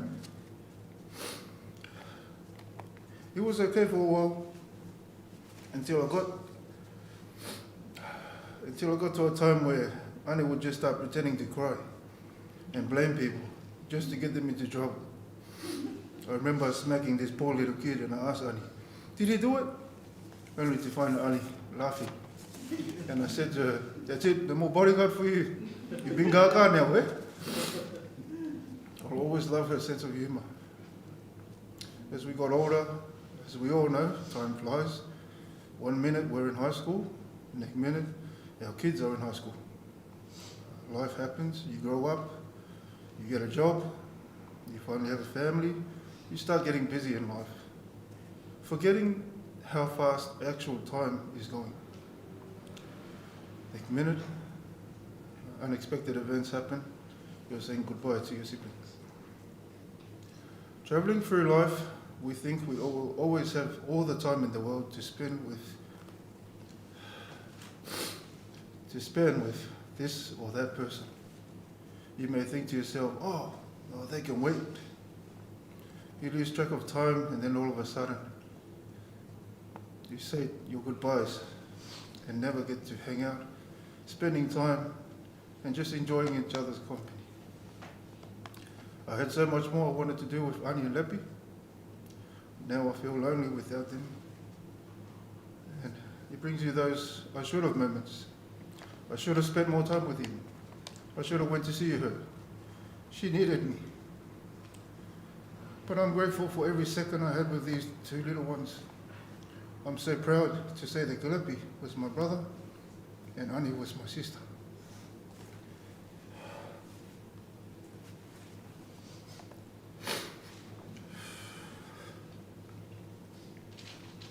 A small part of you dies when you lose loved ones so close. Which brings me to the main point I want to share from this experience.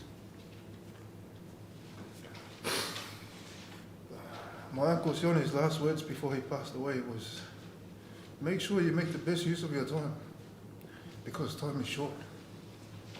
Scripture that comes to mind is taken from the book of Ephesians 5:15 and 16. It says, so keep strict watch that how you walk is not as unwise, but as wise persons, making the best use of your time, because the days are wicked. Refa tonga, e whesova he nima westa nima. Ko iai, o mātua ki tokang mau pehe ke anga mō raka. Ke o e hoko koe whahinga tai whakapoto. Ka e hoko koe whahinga whakapoto. O ngau rerei taha aki ho taimi, o uhi o kufuri ki wan o ngai a. Something I learned from my baby sister is how to make the best use of your time. With the little time she had with us, she gave it all to my mum and dad. Whatever they wanted, she was there and always gave her best. Friends and family, make sure that you make the best use of your time and don't waste it. My time with Ani and Lepi I'll always treasure. Another beautiful thing that Ani had was her very big smile. She could always light up the room when she was happy. And as her personal bodyguard, he made sure not to make her angry. She was definitely my little sister if you saw her angry. But for such a little girl, she also had a massive heart to go with that big smile. So naturally, it was very easy to love Ani. I will always treasure all my precious memories with her. No words will ever express how much I appreciated Ani. A lot of people didn't know, but if it wasn't for Ani, we wouldn't be here in this beautiful country. So I owe to my beautiful little sister. And I hope one day I can pay it back. Always as an older brother, you feel obligated to be the one to look after all the rest of your siblings. When unexpected things happen and life is cut short, you naturally feel like a failure because you weren't there for them when they needed you the most. But dwelling on such things, negative thinking, can really put you in a dark place, and that's not healthy. But without our faith in God, His promise for the resurrection, there is a hope that we'll see each other again. One thing I'm very appreciative about is that she's no longer in pain in hospital. She can sleep peacefully now till I see her again in paradise. Resurrected back to her full capacity.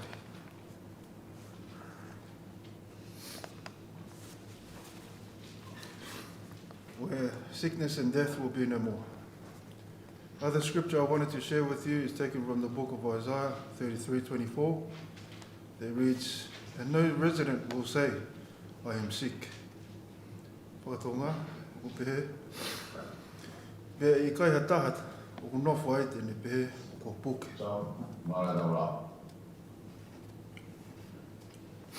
So to my little sister, I'll see you again, where there will be no more disabled stickers around, and we can laugh and sing and dance. And I'll remember to bring all your favorite CDs so we can have a massive party with all our loved ones again. And there won't be any more need for a personal bodyguard. I miss you, my baby brother and sister. May you both rest peacefully now until we meet again. So to finish up, it's safe to say we've had a bad run. Reminds me of the story of Job's account in the Bible, when suddenly he lost all his children. To lose a loved one in death can crush you, but to lose them one after another, that's when it can really be hard to recover from. I can relate to this account, but I don't think anyone could ever endure the full extent of that kind of hurt. But after all those bad things Satan done to discourage Job, Job remained loyal and never blamed God for what happened to him. Later in that account, we find that God rewarded Job in double. Everything he lost, he got back twice as much. Although we all know that we will be resurrected, as imperfect humans, we will still mourn for the loss of our loved ones. And we will miss them for the rest of our lives. But we can pray to Jehovah to give us comfort during these tough times of mourning and help us keep our eyes on the prize. I've shed so many tears these last couple of years. I've always tried to hide my tears, but now I want to wear them proudly to show you all how much I love my younger siblings. Final scripture I want to share with you all is taken from the book of Isaiah 25:8, which says, "He will swallow up death forever, and the sovereign Lord Jehovah will wipe away the tears from all faces. The reproach of his people he will take away from all the earth. For Jehovah himself said, has spoken." Whakatonga, tēnei wholofua ai mate o tangata, o tangata. Pe e holo holo, e ki hauko si hova, ai roi mata, me mata ko tōpe. Tēne awe e ruma anga o no kakai, me he katoa o e mamani. He ko folo folo akia e si hova tōna. This is the scripture we have quoted on our banners as a reminder that Jehovah will wipe away our tears and there will only be tears of joy. Thank you for all your listening and giving of your time. Mahalo apit o fulahi atu mo tō ono.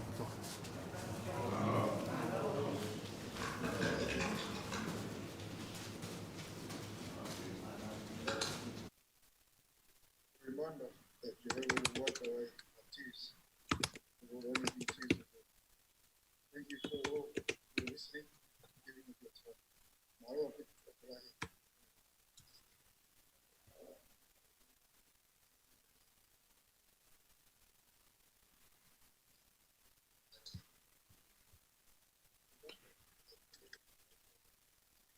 Malo pito isi e pai ki manat meli ko e tau whai lotu hoko e hoko atu ia i he hoko ko e whai atu i he hoko ko e ai walu. Pea i he tainimi e te tau whanau pe ki hawhanki whasi tuke he kapau e iaha taha e iaha ni manat meli e whiha o lea he tainimi ka koe hoko koe ai walu. Koe hoko koe ai walu e whai ai tau whai lotu hoko. Pea ko si tale mai e tau whai whikau ke ne hu mai ke ne whahoko ai tau whai lotu ko ia. Koe tau whai whikau hoko, ten whai tau whai lotu ko whai whikau ofa pepa. Pea o kui kai ke umau pe o ku mamata i he live streami pe o te teu pe ki he ke humai o whai loto. Ka lotonga lere he tainimi i whaiwhikau ai live streami ai whai loto ko ia o ki a pō koe o ani. Pea ku live streami pe i he YouTube i a Paula Moi pe ko e ne Facebooka. E lava ke mamatai i he ki a speri mo ala noni tonu. Mo e tonga whanau o nau i he whare mate o whai pe ai ki apo. Ka kono whakatoa, malo o pito peisi ki te tau ki hiwa pehe, whanau hiwa pehe o taku mandu o taku whoka hiwa. Te tau ki whanau hiwa pehe ni, pe i hoko pe koe ai walu, hūmai rewa ai whai. Pe koe toi niwa peki he walu ko hūmai whai whekau o whai ai tau lotu. Malo au.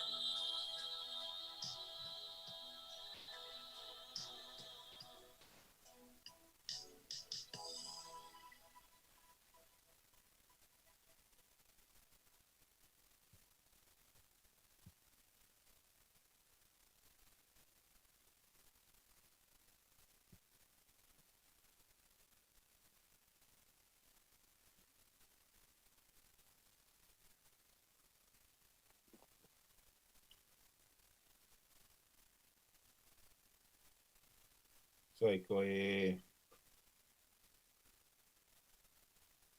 tau whailotu hoko te tau whahu mai rewa e tau tolu he tainimi.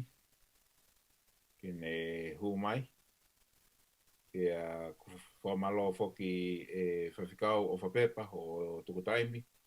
Ka ke kau mai ki he whailotu i he ki he teo whae ke heka o ilo lini ani ki hono api mau.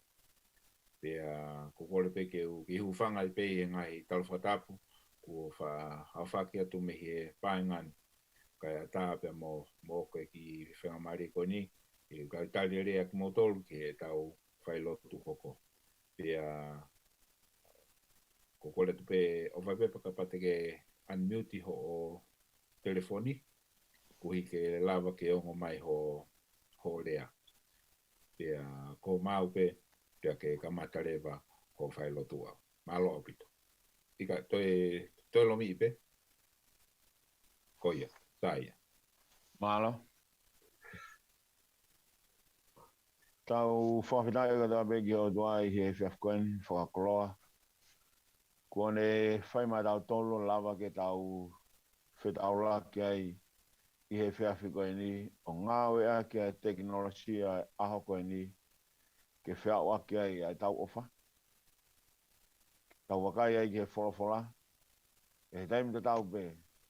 O tuko e tau whalala ki o tua o tau lotu ki ai pe tau tui ki ai. Ko wawhala hea te koe a speri mo lanon. Kau ngā ngāue, kau ngā ako. Kau ngā toho palau. I he ngāue anga pa mo e nofo anga o taimi. Tau winu mie hano ngahi whainga ta. Tau kei whawhita i beki he o doana ne whaki. Tau koe toi whakata. Ke toi whoki atu. Ke wheitu na kamata mai pe mi ai. Ne toka mohe malolo ta tari ai. Ke ahe whoki mai ai. Ke mamani koe ni.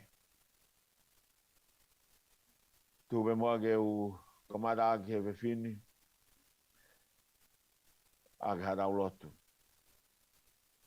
E o tua mafi koe mau tamai whahewane a whiona. Mau punou iho ao o whawhitai pe mo whamalo ke te koe. Neo ngō katoa ngai me ane ngu mau whitau laki pe moia i he nofanga o taimi. Ka hei kai te mau hanwai pe launga. Te mau tari pe koe whawhitai. Malo eiki na ea mau taimi pe mo ane.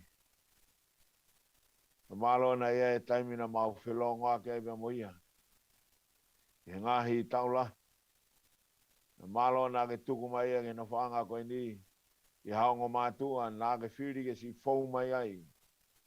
Ai fua e mana wāki mamani. Pe ane whilo aki pe moe anga koe ai nofanga anga hala i mamani koe ni. A koe ni eiki. Kone toi whalau hola.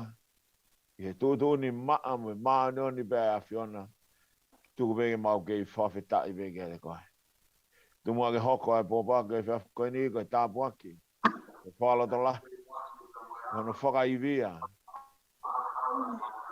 Pea ke hoko. Ko ha mea ke hanga o mai ka teki mau tolu ha amanaki. Koe mau wakai atu ki he kahau. Koe a eiki tokoni mai. Pea ke whao ke teki mau tolu. E tau te whito. Ki he family. A speri mo alanoni ka mai si whanau. Pea mo e mga puna. Me te ingihia e nofo koe ni he kai te mau. O siki eiki. He koe whanonga mamahi ani. Pea lahi pe mo hono ngahi mo unga pe mo hono hifonga. Ake mau tari beba mo whawhitai. Ake tāpo kia kia mau mo ui he whiafkoe ni e whorofora. He wea e mau lotu e Jesus Christ ko alo. Ka ko mau whawa mo ui. Amen. Tau nofo ki tau toli hea fwoi mamani. O ku whainga taa. Ai mea ko tape. Tau nofo hea fwoi mamani. O ku toi afungi ange, pea lahi ange ai whainga taa. Mohono ngahi palaparema. Nā kai tau amanaki ki tau tōlea te tau whitau laki pa moia. O a upe ki he mate ai tangata. Nā kai tau amanaki ki tau tōlea e wawe behe a ene hoko. Ka tau whawhetai mua ki he otoa. O ne ave tōna.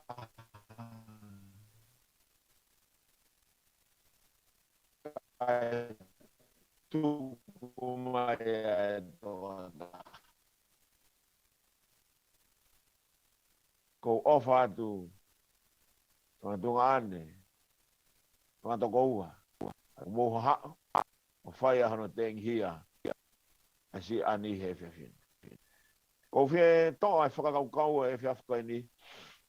Pea me he tohi koe ai pētere ake ko siope. Ka weni I he talanoa maari e mo oni ai talanoa o siope. E taimi mata me o kou lawa I ai tohi siope. O kou lau ha talanoa a ha tangata. Na e whalala mo oni ki he odoa. Ha tangata na e hau me mi he tū maari e. O aluhifo au ke masiva ango taha. Pea, kamata ke au ngā ahono sino I he auha. Kana kai ke toa ene whalala. Pea mihe otua. O vea kau whatu historia e mamani koe ni. I he nau sio ke talanoa siope. Koe tohi mo tua taha ni. I he ngahi tohi koe a oe tohi tamu. Ka mau koe a koe mo tua taha ia. Te tau eke. Pena e tupu whewhe a siope ia. Nei mua ia Adama pe mo iwi. Kau hanga re ko tia talamai. Ngari ko mo sesena ne tohi a tohi koe a siope. Kana tohi a siope ia. Ia tau ia e ono ngau ki mua. Ia tohi senesi. Koe talanoa siope ia koe talanoa. Aha tamai pa moha whae. Aha whamiri. O ha tangata. Na e whanau I ki he mamani koe ni. Koe tangata na e koloa ia. Koe tangata na e maua mea I hono ni ma. Pea inasi I he whanau e nofo koe ni. Kai whawau whape a ene auha whakaangataha. Ka koe tahape mea na e toi he mo uia siope. Na e kai ke more ai a ene whalala ki he otoa. Whanga e talanoa talamai ke te tau tolu e talanoa o siope. Koe talanoa Maria au pito ai talanoa siope. Ko siope ia koe mokopuna ia Abrahame. Ko hono mo oni o talanoa koe ni ko siope koe mokopuna Abrahame. Fōuma ia I e hono mokopuna koe ia. Aia na e ui ko isoa. Ko iso ai na hake ki olunga ki he mounga. I hene whitaunaki koe pe mo seko pe. Pe hiri ai na whiloa ki. Pe ane talange. Hoko ato hau whanonga pe mau e whanua na tuku ki he tatamai. Ka kau. Te hoko ato au ki whunga mounga seia. Ka te unofo ai o hange ha kapakau ha ikare. Pe aloa iso a nofo ai. Pe ko seko pe. Ko taha ia. O whanau, pe ko whangamokopuna ko ia o iso. Ia e tangata whatu historia tahana ne pehe ia. Ko siope ko toki I taumieni o sai. Maria e anga ko ia. O e talanoa e kau whatu historia ke tangatani. Ia e tangata taha ne hanga whangamatala e siope. Ko toki tangata eni o whalala ka kato ki he otoa. I he ka kai kotoa o Idomi. Ka ne ongo ia I he tau wakai pia koia ke mahe ulaki koia o siope. O ku tala noa ia I a mea koina hoko ka siope. Wai ulo aki un hanga tala noa i mai ka te tau tolu a ene whanga sipi. A ene whanga pulu taula. A ene koloa. Ene whanau. A kau ngāu ene ngāu e kia te ia. Ko taimi wana o ko wakai ai ke historia ko ia ai mo uia siope. Ko whamatala ai tangata taha o whakatotolo. O une pehe. Ko siope na ne mau me he matawai be ko ia o satani. O whanonga me ai o alo au. Ki taia ba mo saitoni. Ai kere ko toa ko ia. Ko ia na e whai ai e siope a ene ngāwe. Hanga he o toa whakakoloa i a siope. O koloa ia a siope. I he nofogani. Maria o pita hanga whamatara ia. A historia. O whilawe i mo ui ko ia a siope. Kai mahino kia te daudolu i he mo ui ko ia a siope. Na hanga e te walo o tuku a ki ai otua. Ki he ene a i ko ia ai mo ui a siope. Vai ula ki ia vesi ko ia e walu ki hono hofulu. Pea u ko ia ki e vesi ko ia hono hofulu. Ko hanga e otua talange. Ko ena ko tangata ena. Ai ahi ia nge ia.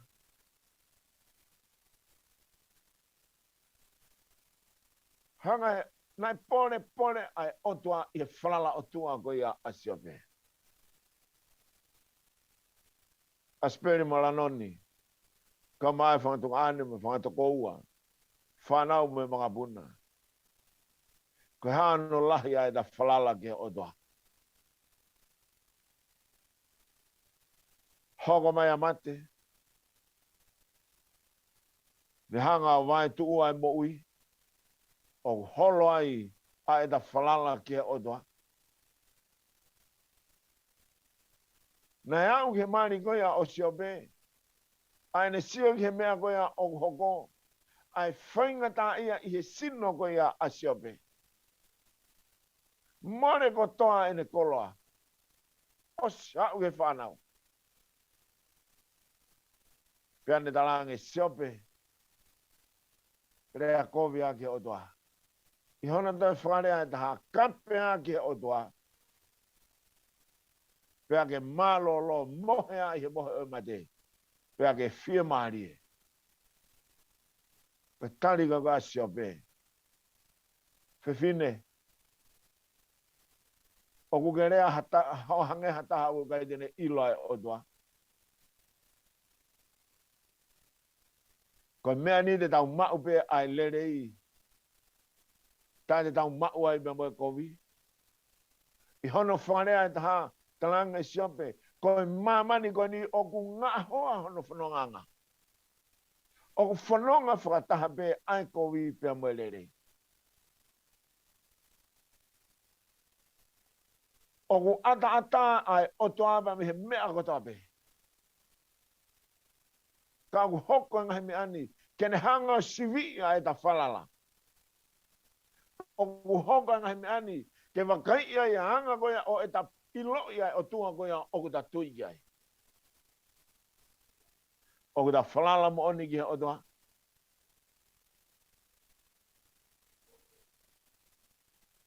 Tau lau he tala noa siope hau hono ngahi kau ngā mea. Kau ngā business, kau ngā whanonga. Mahalo bega kau ngā lotu. Mahalo bega kau ngā ue. Kake tau sio e hau hono ngahi kau ngā mea koe ni. Nā nau hau ma ngahi tala noa ke kehe. Pena nau hau makai ke siope. Pena nau ekere ma ke siope. Ko fe ia aho whalala ke otoa. Kake wakai hifo kia te koe. Nā nau whenga he mea kotoa pe. Kana e kei tari pe siope. Hei kai ke to'o ha mea e taha. Nā mo mate. Hei kai tene lama to'o e whalala. Peme o to'a ko whalala kei. Hoi tala noa tala mai ke te tau tolu. Ngai talange e o to'a ke se tane. Koe tangata ena. Pure ki ai. Ka koe mea bedaha e kai te ke lava pure ki ai. He kai te ke lava toa ene mo ui. Mea te ia. Ala ki ene koloa. Ala ki ene whanau. Oku atai mea kotokotoa. Ka koe ene mo ui. He kai te ataa ki ai. I he vewhini. O tau kauwhataha i he tengi hia. O e whalau hola. O hoko i he lot whare. O e whamiri. Lot whare o siasi. Ka koe uhi.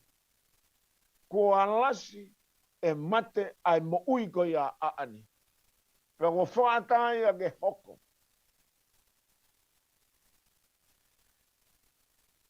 Kana kai ki a uia ki he mo ui a siope. Kana ne to'o ko toa wau ki he whanau ko ia a siope. Na e kei puke me siope a ene whalala i he otoa. Ha he tala noa ko ia o e wholofola o tala mai ki a te tau tolu. A he ngahi hakonaki maria ko ia nai whai e siope. Kau mea taha o kau tangata ulahi a ene tala noa i ai mateo hange koe apostolo ko paula. O kaua siope ia. Koe hano hinga mea o kaua toi ai tangata koe ni iai. Koe uhi e ku hoko ai whalala koe ia a siope ki o tua. Koe mea kene hanga o tala noa iai. Ai mo ui a siope pea mo ene whalala koe ia ki o tua. O toi kehe ange ia toi tala noa. Tau sia ke mo ui koe ia a siope. Osi aine koloa. Pea mulituku ki hene whanau osi pea moia. Awe ki hono waifi. Ki hono hoa. Toi tafoki pea moia. Kai tau pe pea siope. E kei tutu uni pea Jehova. E kei pure pea Jehova. E kei tonu hia pea Jehova. I he mea kota ape. He kai te tuku e au ha kove taha. Kia Jehova, koe o tua aia o kou tui kai. Ma winga pile ke hanga o whatoka ngai ai ngahi. Tari whihui koe ni, nai whai koe ia e siope.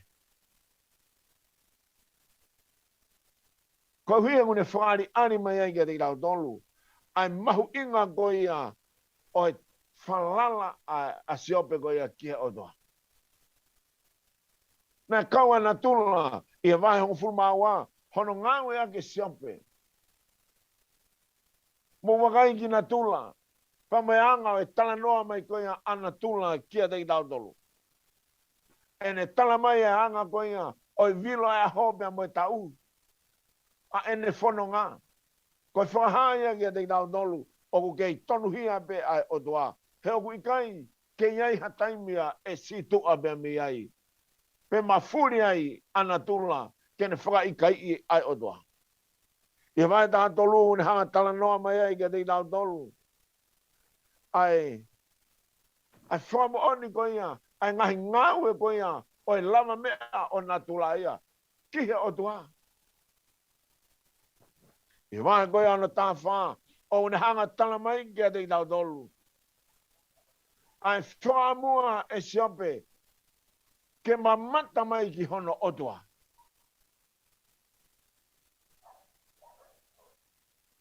O ne hanga tala noa i mai, ai hanga koia o ene whakakau kau, pia moe ofalahi koia ai otua kia te ia. Te tau launa i ai tutu uni, ai whikau oi mate koe konga pia ai ofa ai otua kia te tau tolu pikai. O hange koe ni koe makai a siope, ai more katoa, kai kei tū mau pe ai hanga koia oi whalala a siope, ki hono otua. Whai atua ia tala noa koe a siope koe hiki e au ki he ene whakakau. Pe mahe koe hono tāhi wā. Hanga e siope o wholahi mai. Ai anga koe ane whakakau. Pe ka au ki a taimi. Ku hui a mate kia te au. Pe a tāpe he ku pune a sioma. I he mea hono kātoa. Kai tala mai e siope. Pe tau mai a kua tohi he tohi. A e ku ngahiria. Pe tohi a kia. Ai kere pulu pe moi.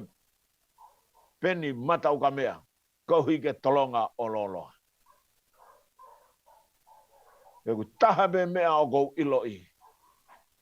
Me tala mai ke te tau tolu. E mamata a hokumata ki he otoa. Pena anga fefe o e tau wakai kia ani. Pena anga fefe anga o e tau sio ki he tui koia ani ki he otoa. Ka koe tunga koia nai iai. Na e mahino ai otoa ki he kaunanga koe ni. I hala whanonga koe na ane fōwai. Pea koe otoa beta. Tene hanga. O iloi. Ai toka taha koe ni. Une o mea kia te tau tolo ai amanaki. Une o mai ai kia te tau tolo ai tui. Une o mai ai kia te tau tolo ai whalala. Ai ki taimi si, taimi nou nou, o ene mo ui i he maamani koe ni.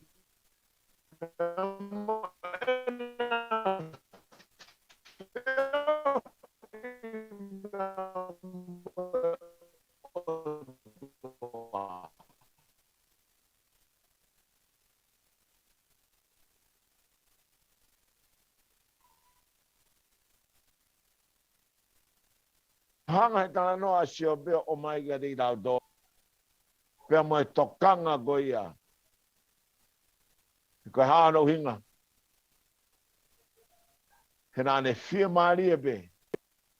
I he mea tūnga ko toa nāne iai. He nāne ilo a hono otua. Pea ilo ia e hono otua.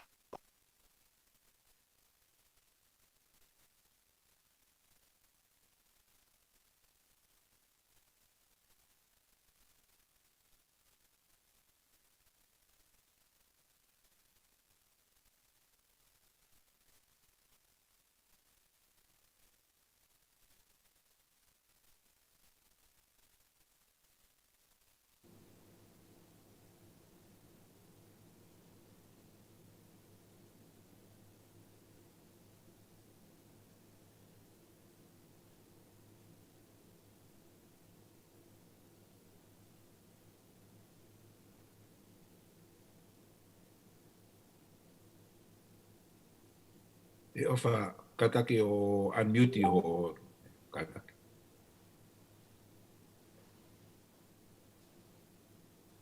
Unmute ho speaker.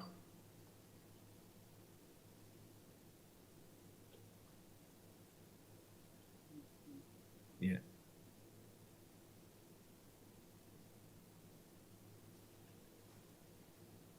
Unmute ho maika. Right. Yeah. Okay.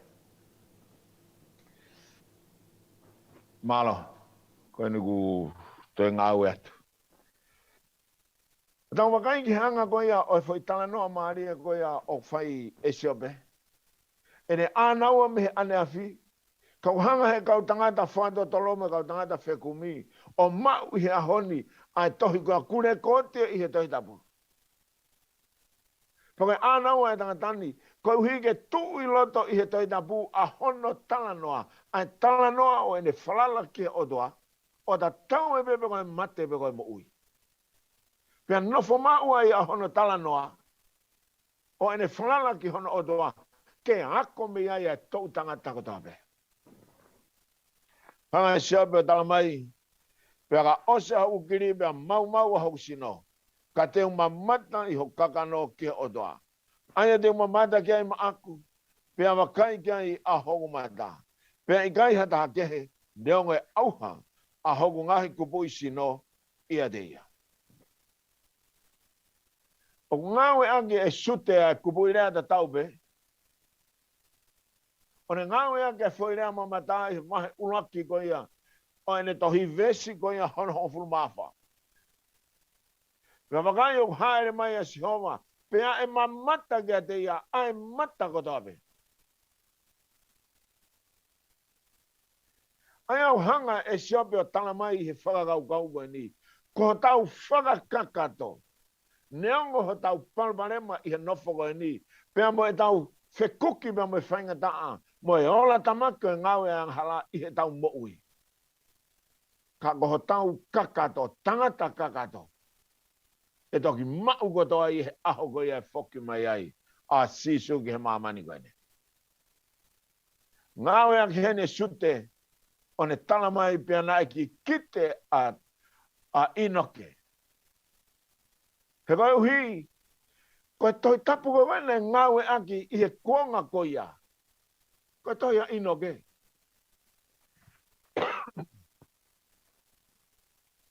Nai lau kuonga ia kau tangata, o nau ilo ai, ai talanoa o e otua, mea inoke. Pene ongo, oku ikai kere konte e toi tapu koe ia i heni, ka oku ha i he talanoa koe asute, a inoke i loto i ai. Koe tohi inoke. Koe tohi tapu ia. Neongo i kai ke lau ki loto ki he tohi tapu e tohi koe ne ono tau mau. Ka koe tohi ene ngau e aki e whare koe o e kakai siu. O nau ilo ai a ngahi mea nei hoko. I he ngahi kuonga koe ia o inoke. He tau wakai koe aki ai. Koe hae mea nei nofo ai ai talanoa koe ni i loto i he talanoa o siope. Koe hui une omi ai kia te tau tolu. Ki he loto whare o e mabahi. E iai ai kuonga pea moe taimu. Te tau mamata i ki ho tau otoa. Pea te tau mamata kia te ia i he aho koe ia. Koe talanoa o siope. Koe talanoa o mea mooni nai hoko. Pea moe whalala a tangata nai hifo ki lalo alu hifo. Wau ki he masiva ango taha. Tau talanoa i he tangata nai whalala o tua. Pea pone ai o tua i he whalala ko ia ai tangata koe ni. Pea ne whakaata, ka ne puke ne moui, ke hoko i toa i ahakoe ni.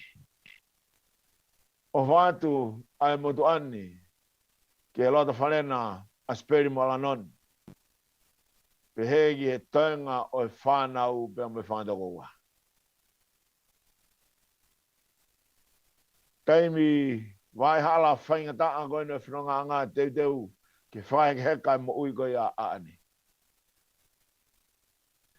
Koe tala noa e unhanga omi kia te ki tau tolu. Ke tau hanga whātoka ngai o ku ngā hoa ai whanonga anga koe ni i he whamatala ai whorafora. Tau taripe. Tau taripe. He weipe aho.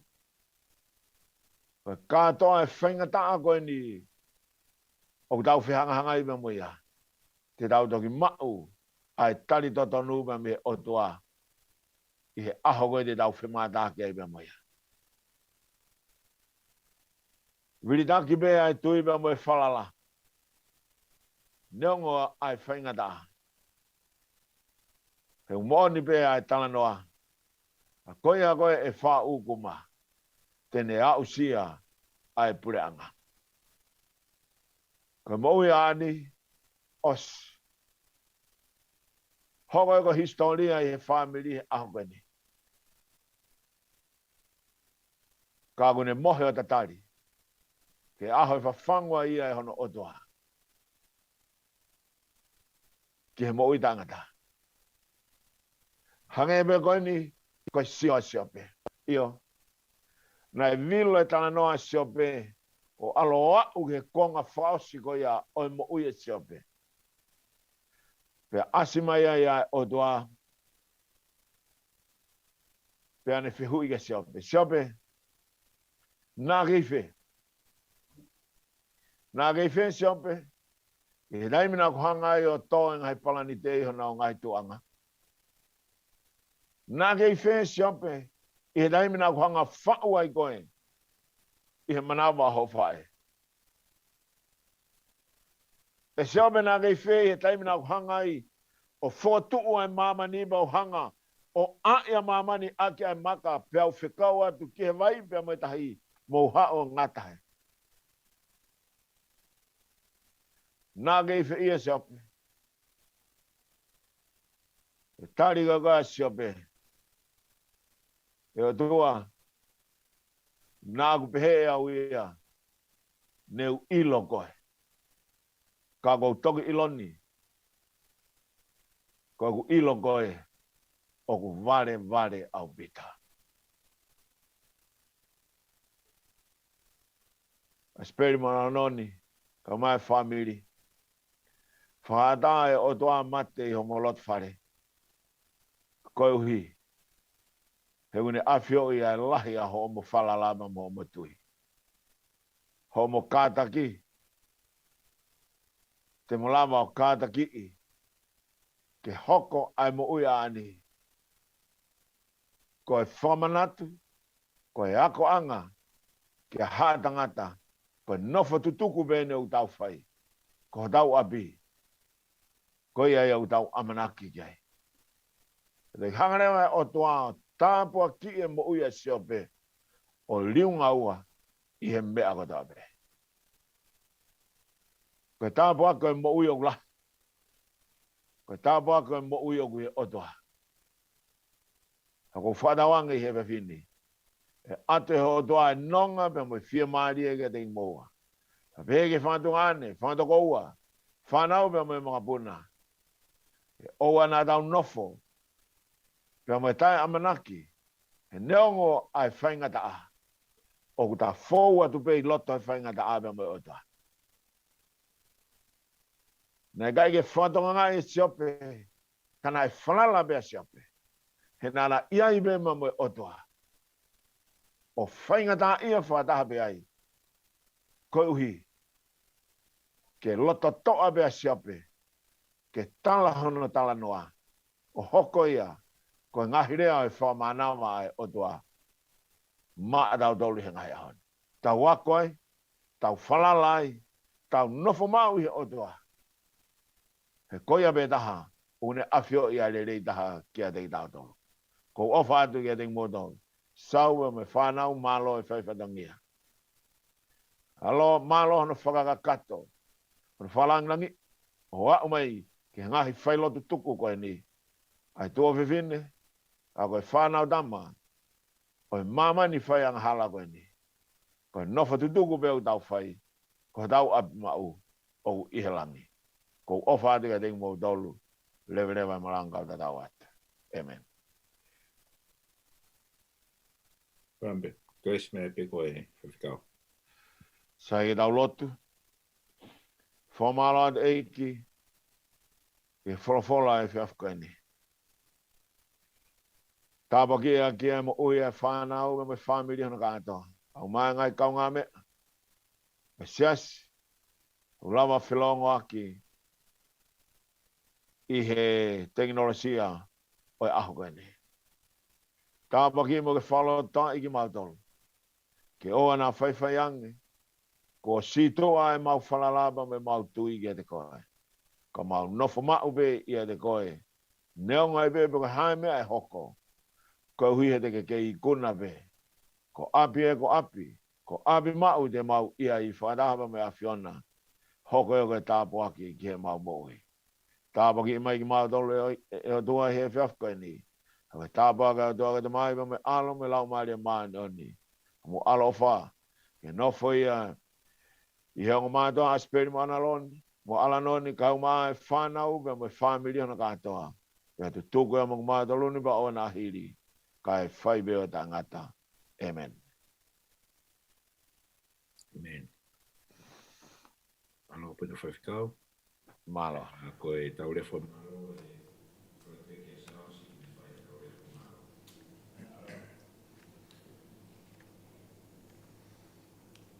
Whakatala ki o tua mafi. E whainga maari o e whiawhini. Whakato e whatu ngia koini. Whapapalahi ki he whahu. Wai whikau o whapepa. O ku uvare hoku mutu ke whamatala. Ai ofa. Te moe tau, i whakalau maari e. O ke whai ki he loto whare masiva koini. Koe mooni oi mooni. Neongo kua ai taua ngaa. Funga mata hiwa. Uwhihi ai halamanga ono. Kolo mai re. Ege kili te fua. Au mau whawheta ki o tua mafi.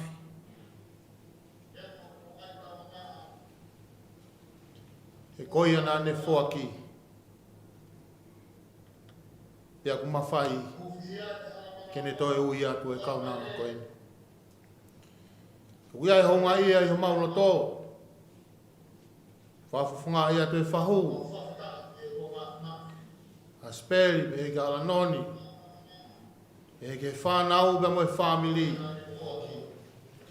Ai honga ia mo oni ho mauloto. E koloa flofola ku ke whainasi aki. Ai loto whare masiva koeni. E koe moni neongo na e. Uhu e whaingata a.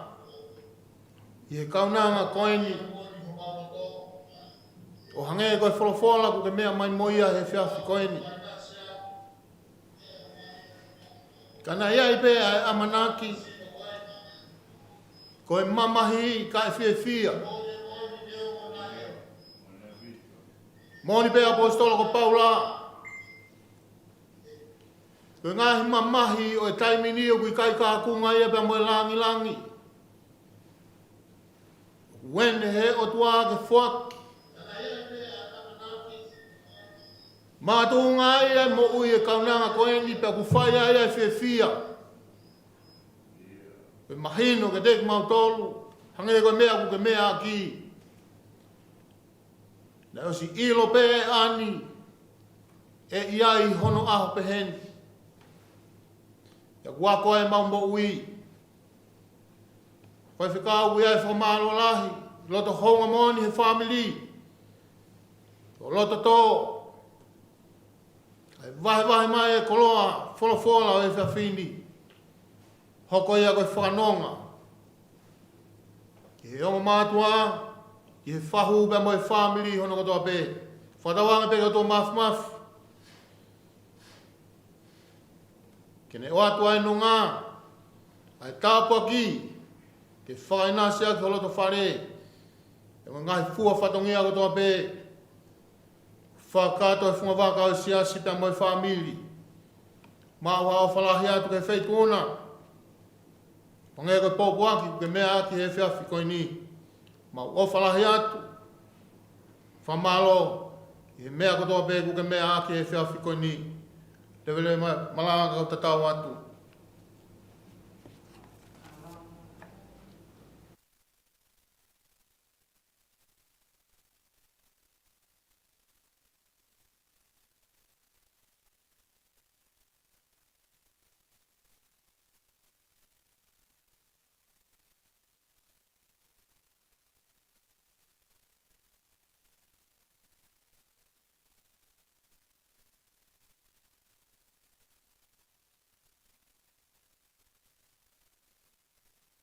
Whamalo pito siausi i he whae e tau rea whamalo.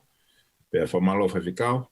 O tō taimi ka ke kau mai ki he haualotu ko ia o e whiawhini. Ono whae ki he kasi o mau tō whini. Ka koe toko ua. ki ono api mau. O flahi atu ki te koe ka mai hoa pe mo e family pe mo ngau e ku whai mai me tonga aikina. Ia tala mono atu o whakehanga e o tua whai tau pikina koe pe mo e ngau e pe mo e tauhi family o whai mi hena. Malo au pito. Malo au pito. O whātinga koe, o whātinga speri maranoni, ko mai tanga atoa. Whai heka e tahine ko ani, o whātinga te koe tōra na katoa. Malo au pito. Malo au pito. Ko whiwhia i e whamiri i e whiwhini ka kaunga ka whatahapea mo Ellen, oku ne kaumai i he Zoom, pe kutu be mahalo ki ai ha popoa ki a Eleni kune fie pai mai ki a Maua Speli, a Maa Lanon, pe a Eleni, malo ia e tau pe mo e whaifatongia mihena, pe a whafie fie wakai atu ki a te koe, pe a tua te taimi koe ni pe maau ka pau ke fie rea mai, whaongo atu a Speli. Malo au pito. Tuk mai e taim whainga maari e koe ni. Ia kou tuk pē whawhitai ki he tua mafi e. Neongo pē koe mōre mea te tau tōlu ka koe whakoloa ki he. Pure anga he wani he ilo pau. Ai mo ui e kaunanga koe ni. Neongo pē ko whai e mawai. Ka koe hala ia ko pau ke tau fōwai. Ka neongo i mea kotoa, o ku tau mahino i peke te tau tolu, ko ia e hala te tau fōwai. Pea o ku neongo pe o ku tau ongo e mawai. Ka koe whakalaulau loto mo e manat meri e ke kaunanga koe ni. O koe e whiwhi lahe mo ui mo whawhetai ke o tua. E tuku mai e taim lahi na e whai ai pea leo. Whai ai ai no whakataha. Ia ilo ai pe e au e whiwhia. E au si e ani a koe ni. E au kai ke to ia whiringa ua e ku amanak lele i ke kaunanga koe ni. Am si ai a koe ne mua at ke kau. I e whakawhiao ke hau. E kou ilo pau. O kai ke to e whakalo alo ua. Ai whanonga e kaunanga koe ni. E au tau whakaamu si a pe. Ke ai ha pehe ko fai ha pelo ngoak mo kaunanga koe. Ka uma apo ka ki nau tolu ko nau muak. Ke kolo o tau matu ak whinga ke au ki ai. Ka ukai o whalahi at ka peli. Te whuka tau te whit ka noni. Kai ke whakanga ko uhi. Koe more. Koe tau mai koe siu at peki tu atonga kai whuki mai. Koe alu au pito. Kai whawheta e mo ui ku iai pēr mama e whamiri koen. O ilo. Ai whonga. Te au tau whiwhia. O ia e tau amanak lelei. E ia e ahpehe. E whai pēr ai hapakataha he kaha o e mo ui. Ko ia pēr e tenga na e tō ke whamiri koen me e kua hiri. Pēr umai pēr ukai pēr whiwhia lo tō he manat. Meri e ke mātua. Na whai ai tutupu hake. O whai ai no ako nekina ki mautolu. Ki ngai aho pehen. Ko pau ke hoko mai ke moui. Te agui kai ke iai ha pehe ia koe. Anga peo e mawai. O whai ai ngo. Ka koe mea ki he whakakaukau ata moui. O koe e whiwhia. Moe amanak lelei. Ki ka hau. Te amsia mua ani. Kua uat ke te kinautolu ke whai ai whiangoaki. E a o tau matu a whai whenga ki ai. E tau nofo o whai. Kia te motolon katoa, e kia sauka o maa whangatonga an. E pehe whoki ki a Lensi. Mo ani. Mo Yen. Koe ke ngala ho mo fofo ngai a te au ha taim. Pea kou ofala hea tau pito peri mo non. Ha pe mea whai. Tau lotu pe ko ia pe mea ko tu mai ke tau whai ko tau whatongi ai. Tau whiawhia pe ko whai ke te tau tolu i e tamai e wani. O whalahi atu au pito. Malo.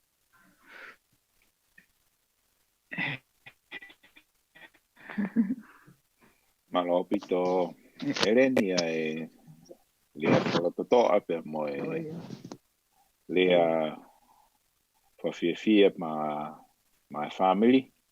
Ai tau te whito ki a speri pe mo alanoni. Sai ko whamanata tupe e family ko e tau hoalotu hoko i he vai Zoom e hu mai i he hoko ai hiva. E hu mai tau whailotu hoko i he hoko ai hiva pe ko i ki mua pe he hiva ka i he tainimi te tau whawhei a whawhikau mori kene hoko mai o whai a ki whailotu i he tainimi pia angi kia e taimi he tainimi ki mua pe toki hoko mai ai tau whailotu i he Zoom. Malo opito mori.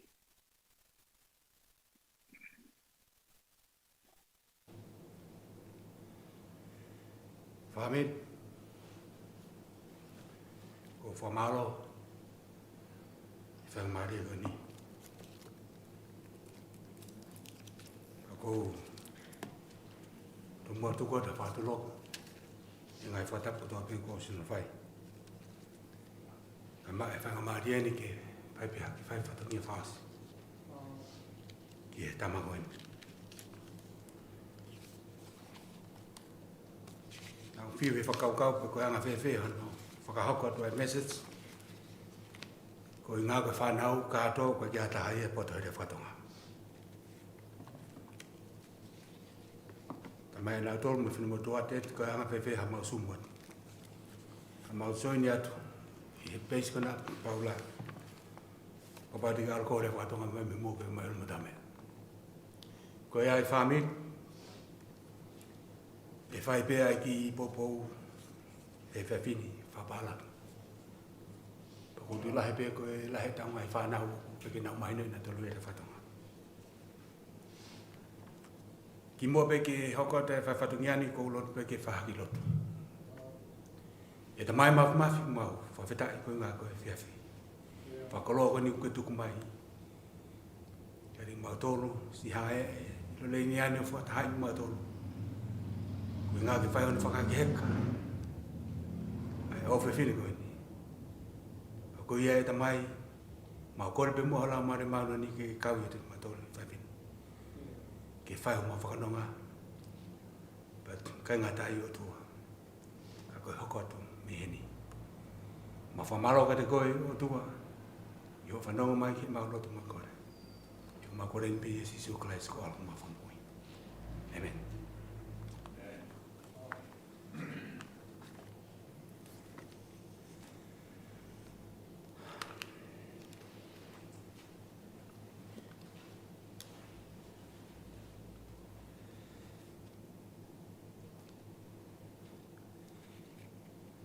Looking at and remembering the life of Annie, I title the service for tonight, The Death of the Saint.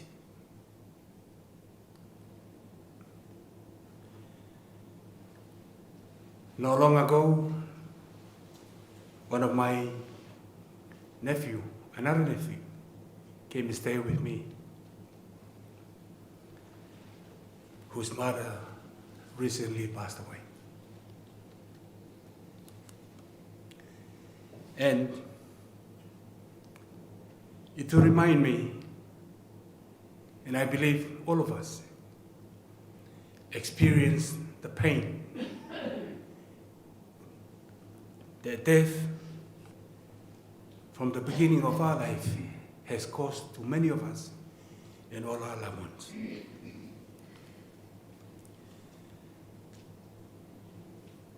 But the Bible says, Revelation 14:13,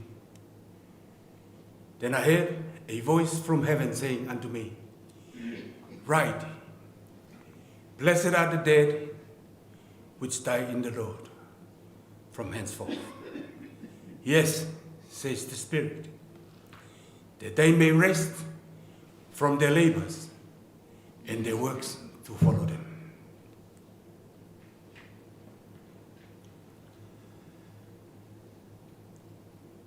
We know through our life experience, there are too many ways we die. Some die from car accident, some die from stress. A lot of people die from sickness.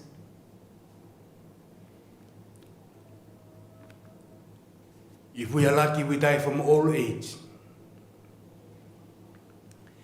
And no matter how or when we die, the Bible says there's only two ways of death. And the first one we have heard, those who die in the Lord. That's the first kind of death. And the other one is in the book of John, chapter 8, verse 24.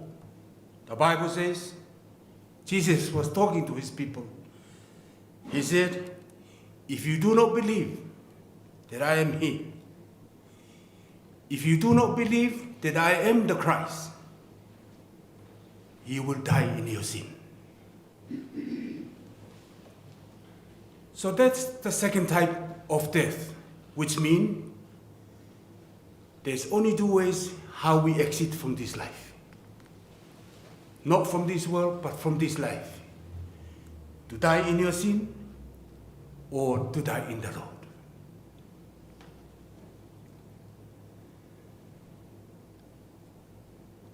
But tonight, I will concentrate more on my talk in the death of the saints.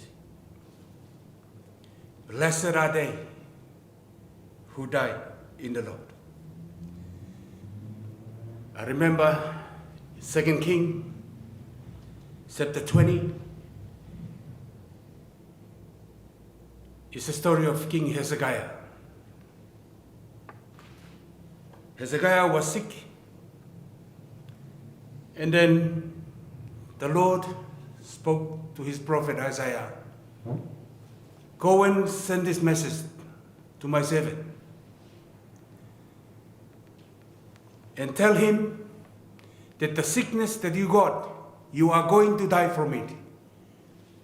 And because of that, get your house in order.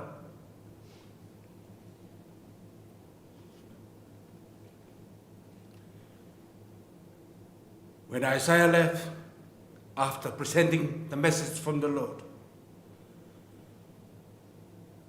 King Hezekiah turned to the wall and he cried, "O Lord, remember me how I have walked in your truth with a humble heart. Let all my good works appear now in your sight, and give me another chance." Isaiah was out, he was walking through the courtyard of the palace, and the message from the Lord come back to him again. Turn around and go back and talk to my servant and tell him, I have heard your cry and I have heard your pleading with me. Now I will add another 15 more years to your life.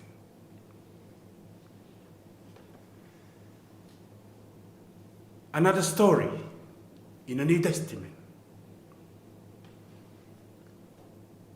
Jesus and the disciples, they were in Judea.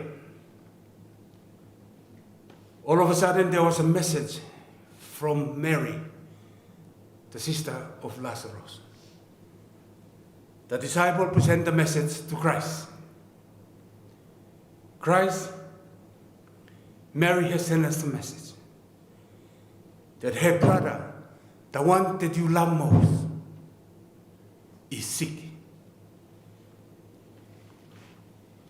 And the answer from the Lord, John chapter 11, verse 4.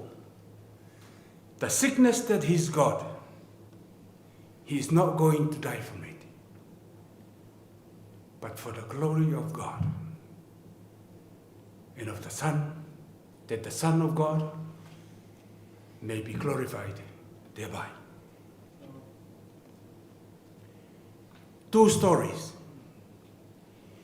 It tells us, family, that God knows everything about us. He knows what kind of sickness that will make you sick. And he knows what kind of sickness that he'll make you die. And which one that will make you're not gonna die from it.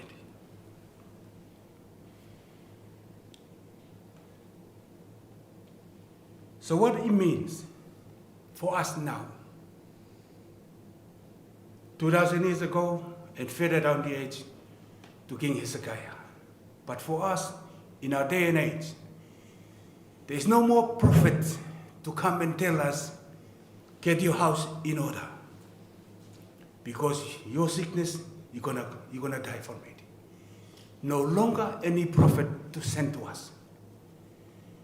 But the harbinger, or that God has allowed to give us, meaning that when we sick, or any part of our family is sick, regardless how age, whether we be 4 years old, baby, 60 years old, doesn't matter what age.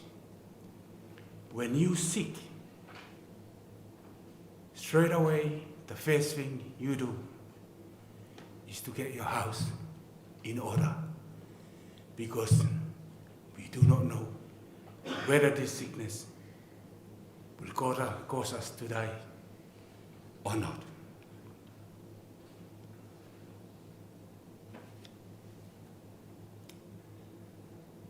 I remember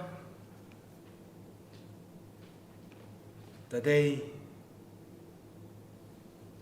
that I was here with Aspeli and Finau when I first came from Tonga. None of the children being born yet. Our schooling, they were working, and because we try our best, we work so hard, not because of us here, but because of our family from home. At this time, Aspeli and Noni was illegally stayed in Australia. And time was hard. You have to be careful who you're mixing around with at that time.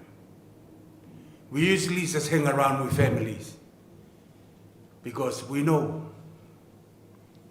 from our people, even at work, we have to be very careful. Because if they know that you are doing good at work, jealousy always pop up every now and then. And sometimes some people report.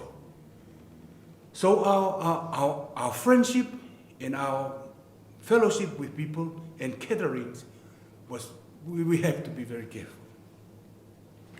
Careful who we're speaking to and what to say. And shortly after, Eleni was born, 1996. 2 years later, Pacey was born.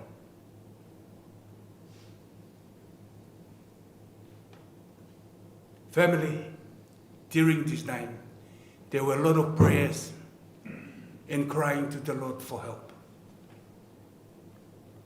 And finally, 1 year after Beijing, 1989, the Lord responded. I know the thoughts that I have towards you. Thought of peace, not of evil, to give you a future and a hope. Annie was born. She is the most beautiful baby apart from the other two in the children. Fair and beautiful. The mother, so happy. But when the story in the news from the doctor come to her that this baby is a Down syndrome baby, Aranoni's heart was cut to the core. She cries, I remember, Lord, what have I done that you punish me? What's wrong have I done? You see me, how we struggle and how we run around in this country just trying to survive. We don't have any legal standard in this country. And now, you give me another problem on top of that. You gave me a child. How can I work? At that time, Noni was working 3 jobs. She finished from the nest, to the laundry, and then she had another job. Well, I have these many things in my mind. How can I look after this kid and continue to work to support my family, not only in here, but at home? Again, the Lord responded very quickly.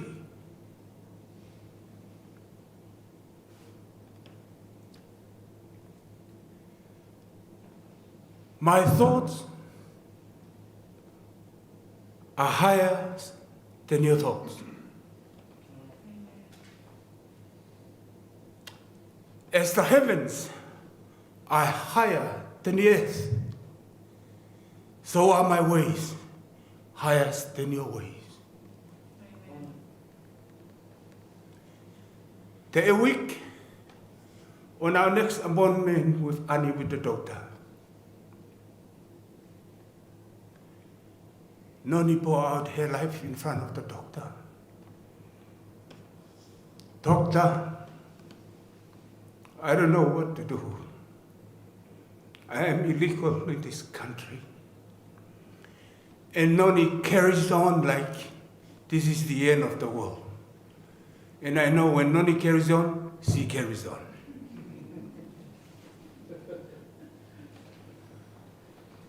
While she was crying and pour out her grief,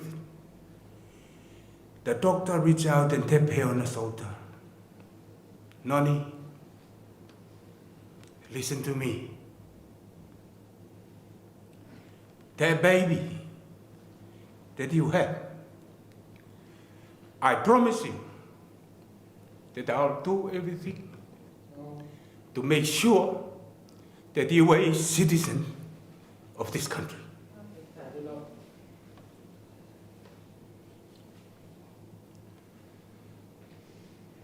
Annie, you know, the relief on that moment, it was a moment the things start to turn around. It's a pivotal moment for this family.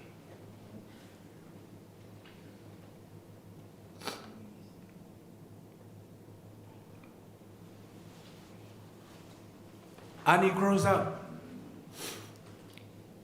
And we thought to ourselves that the blessing of God of giving Annie's to help us in our struggling. From that moment on, all the children got their papers. Not only that, but the sisters and brothers from home, they come. All of them got their papers. And there were a lot of families and friends that through Annie, sometimes Noni goes to Willowwood Center and says, use Annie's name. And the person that's supposed to be deported get released from Willowwood. Not only that, the blessing goes out to other people. Now the Lord pour out the blessing. I remember there were a lot of people from Tonga. They came, they were looking for money to build a church. And Noni just take Annie. She doesn't need to do anything. She just sit on the chair, smile. Sometimes when the music come on, she got up and enjoy herself. And you know, when Annie let loose, she really enjoy herself. She loved to hear music.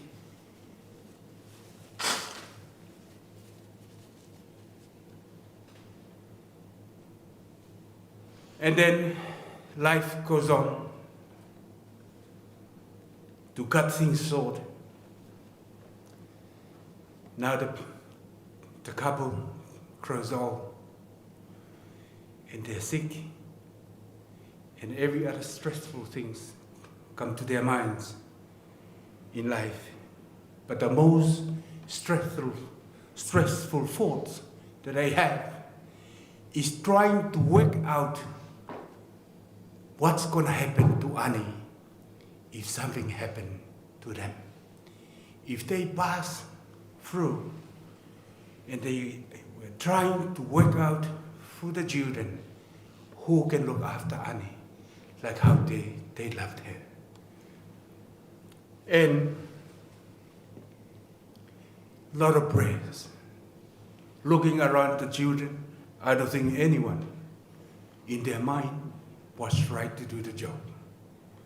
And again, prayers goes up to the door in heaven. And again, God responds. The book of Peter, chapter 5, verse 6 and 7. Humble your ways, therefore, under the mighty hand of God, that he may exalt you in due time. Cast all your care upon him, for he careth for you. Only last month, on the 18th, they were preparing for Annie to come out from the hospital. Governments have a little place for them to stay. But as they were ready for Annie to come, the phone call came. Again, Lord put down his hand. Now my baby has fulfilled the purpose and the mission that I have given her to you. Now, be at peace. I will take her now into my arms.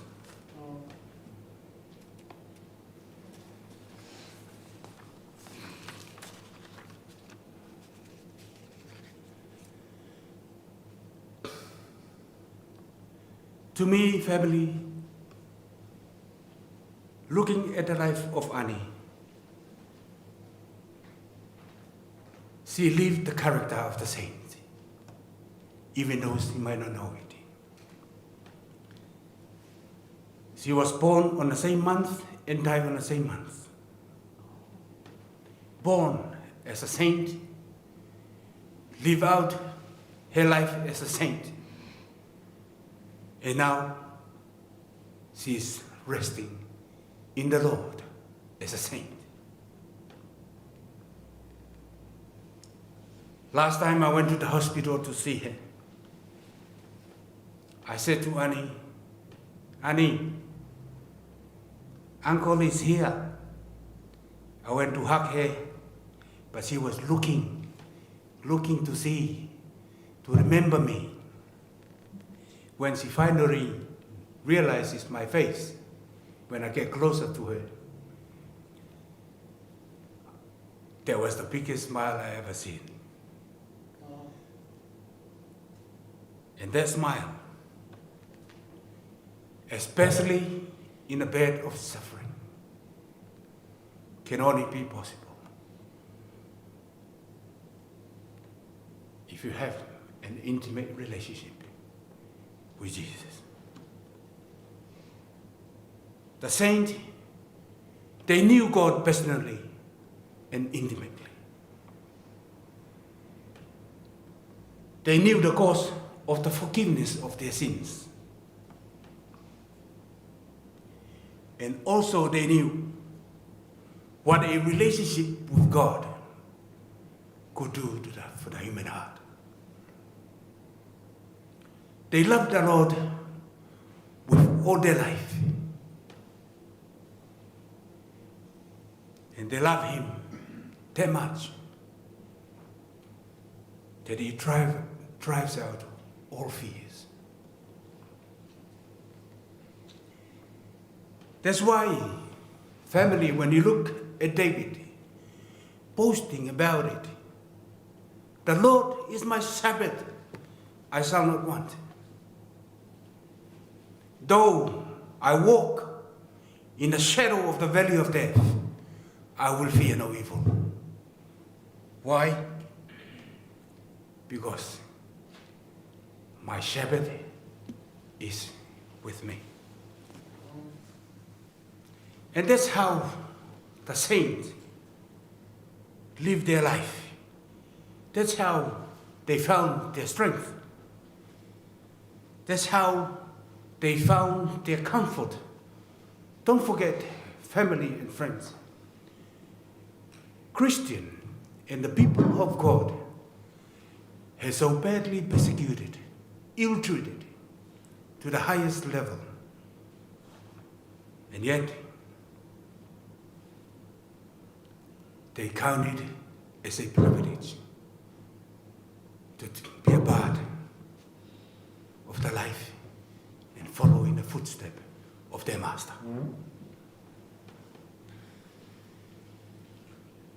To them, when eternity is settled, their life is free. That's why they have no fear. It doesn't matter whether they die. We just hear the minister was talking about the life of Job. When you look, Hebrew 11, the life of all the faithful, how did they conquer such an evil done to them?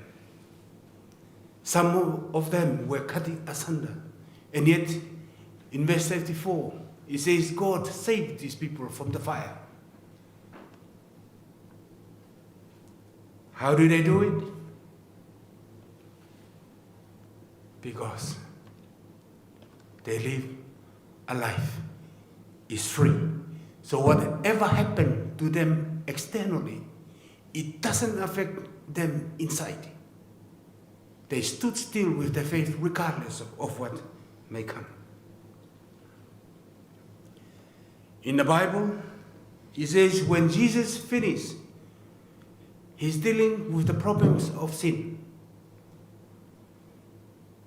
Then it says in the book of Revelation 21, behold, the tabernacle of God is with men. And God shall wipe away all tears from their eyes.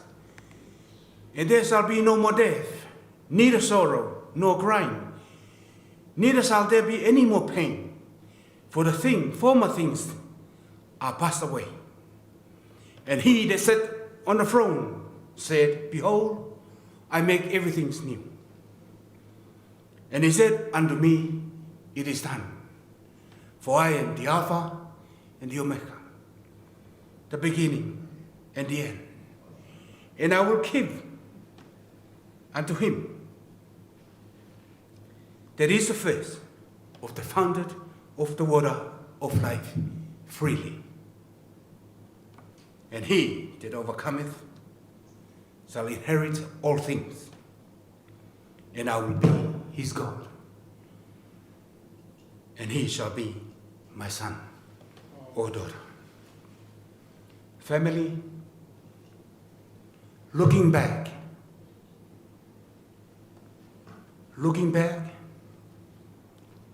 at how we come about in this country. As long as we do not forget how the Lord has led us in the past, we should have no fear for the future. And to Annie, your life has touched so many hearts in so many ways, and the blessing of your life will be treasured in all our hearts for the rest of our lives.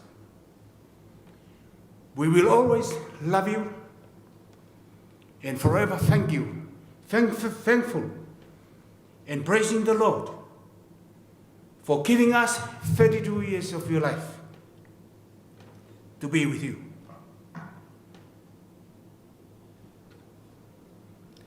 She had given you to the family as they are struggling as an angel to teach us how to love each other, to teach us how to forgive, and to teach us how to be like Christ. Sleep well now, my dear Annie. And if your mom and dad, all your siblings, all your uncles, all your aunties, the families, friends, and loved ones, if we are faithful in our walks and all our dealings with the Lord, from now on till the end, we are so sure that we will see you again on that beautiful morning. Annie, good night now, and goodbye. Amen.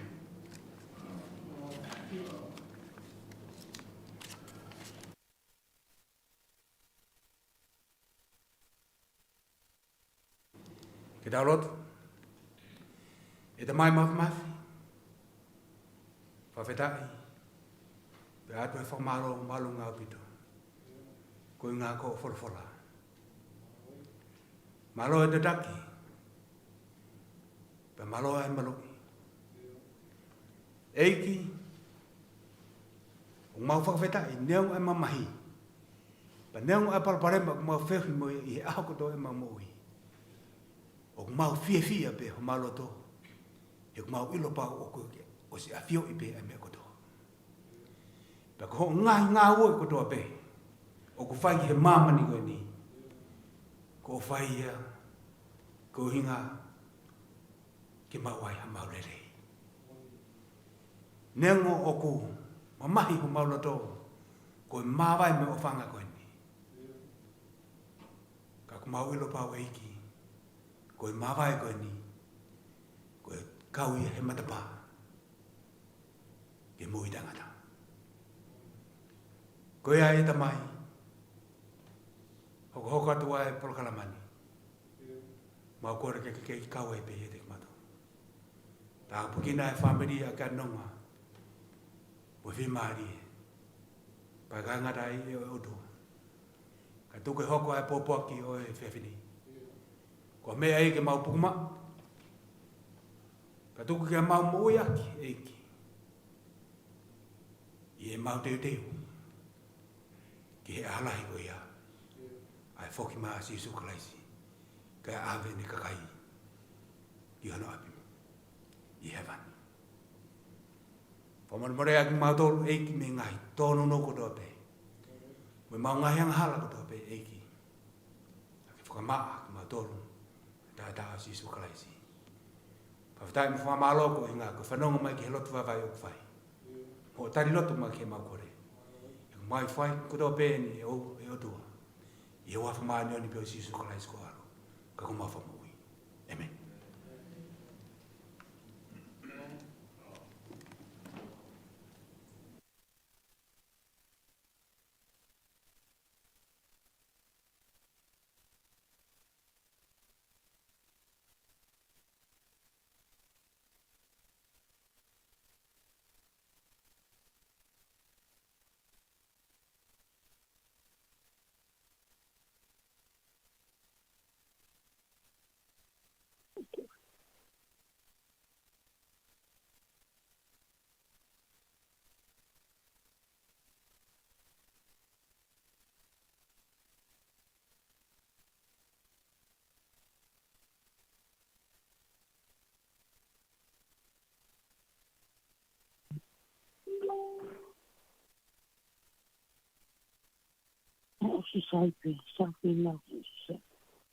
Tenga maari koni, ko lava e whailoto a mori. Ka koe tau whawhikau eni kone osi umai, ki e tau whailoto hoko. Pea hiri pe e tau i breaking no peheni. Kataki pe whawhikau kai ki whakate ki i mea koni ka pau ki hena a mele. Kataki mua mele o ko taimi eni ke wawaha o ki i popoa ko ki manat melie ke fia e whahoko i tani. Ki mua peto ki hu mai ai whawhikau.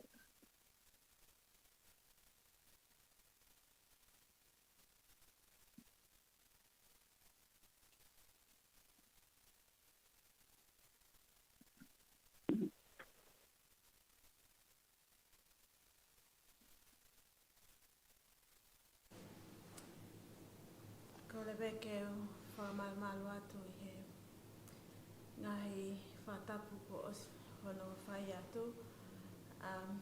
Te atu hene ko whatapu makehe ki he pekia o ku e epa. Atu ku whatapu makehe ki he whahu.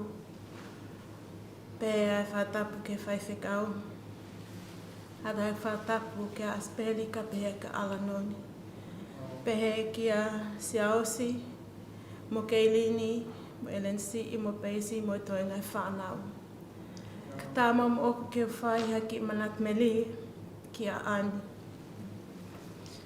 Neongo ku mei tō whai pe o ku mafu, honu whakau wawele i au he whia whini, ka teo talangu fua pe pe au whai haki manatu, no ma ani. Ko manatu ka ani, ko au na unufo moe, whaea aspeli. Pea koe taim kotoa pe o ma wha e watuai ke api o alanoni mo aspeli. Ko e lorotonga pe mau nofat he po uri.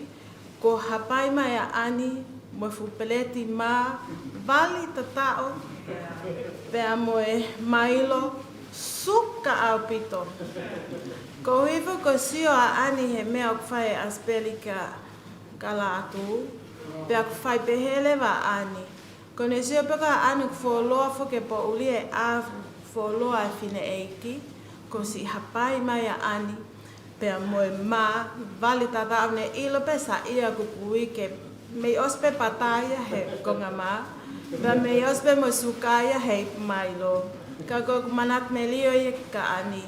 Ko ki tahine mata fia, mo ki tahine ofa, ka tautau te fito ke ne sio ke family. Te pūli ki ta ose ngā he tau, ka ko te asiat pe maan. Mele. Koe manat me lie maani, ka ko ia pe ai ki manat me lie, no ofat ka ki motor.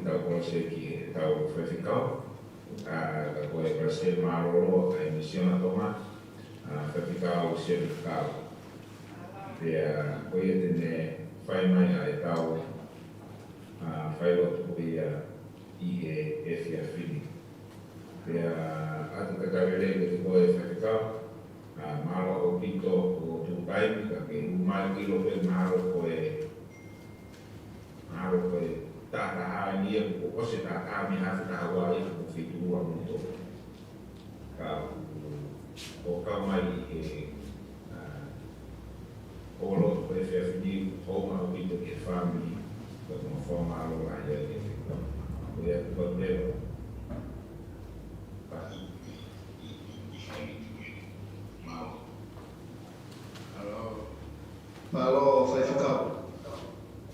Te whanau mai pe.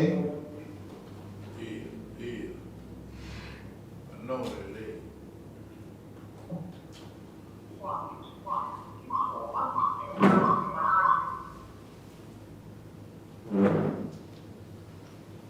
Io ti pare mai stica. Sai con autonomia per due sai. Whanau mai? Io. Ok. Kore pe mua ke o whakaturo wat. Pamereta ka maa a favor. Mai kui tonga. Holo pe o mea whahu. Toka pe mua ani. Ka tangi o kore atu ka whainga maari e. Ke u hao atu. I e whainga maari o e whiafu koe.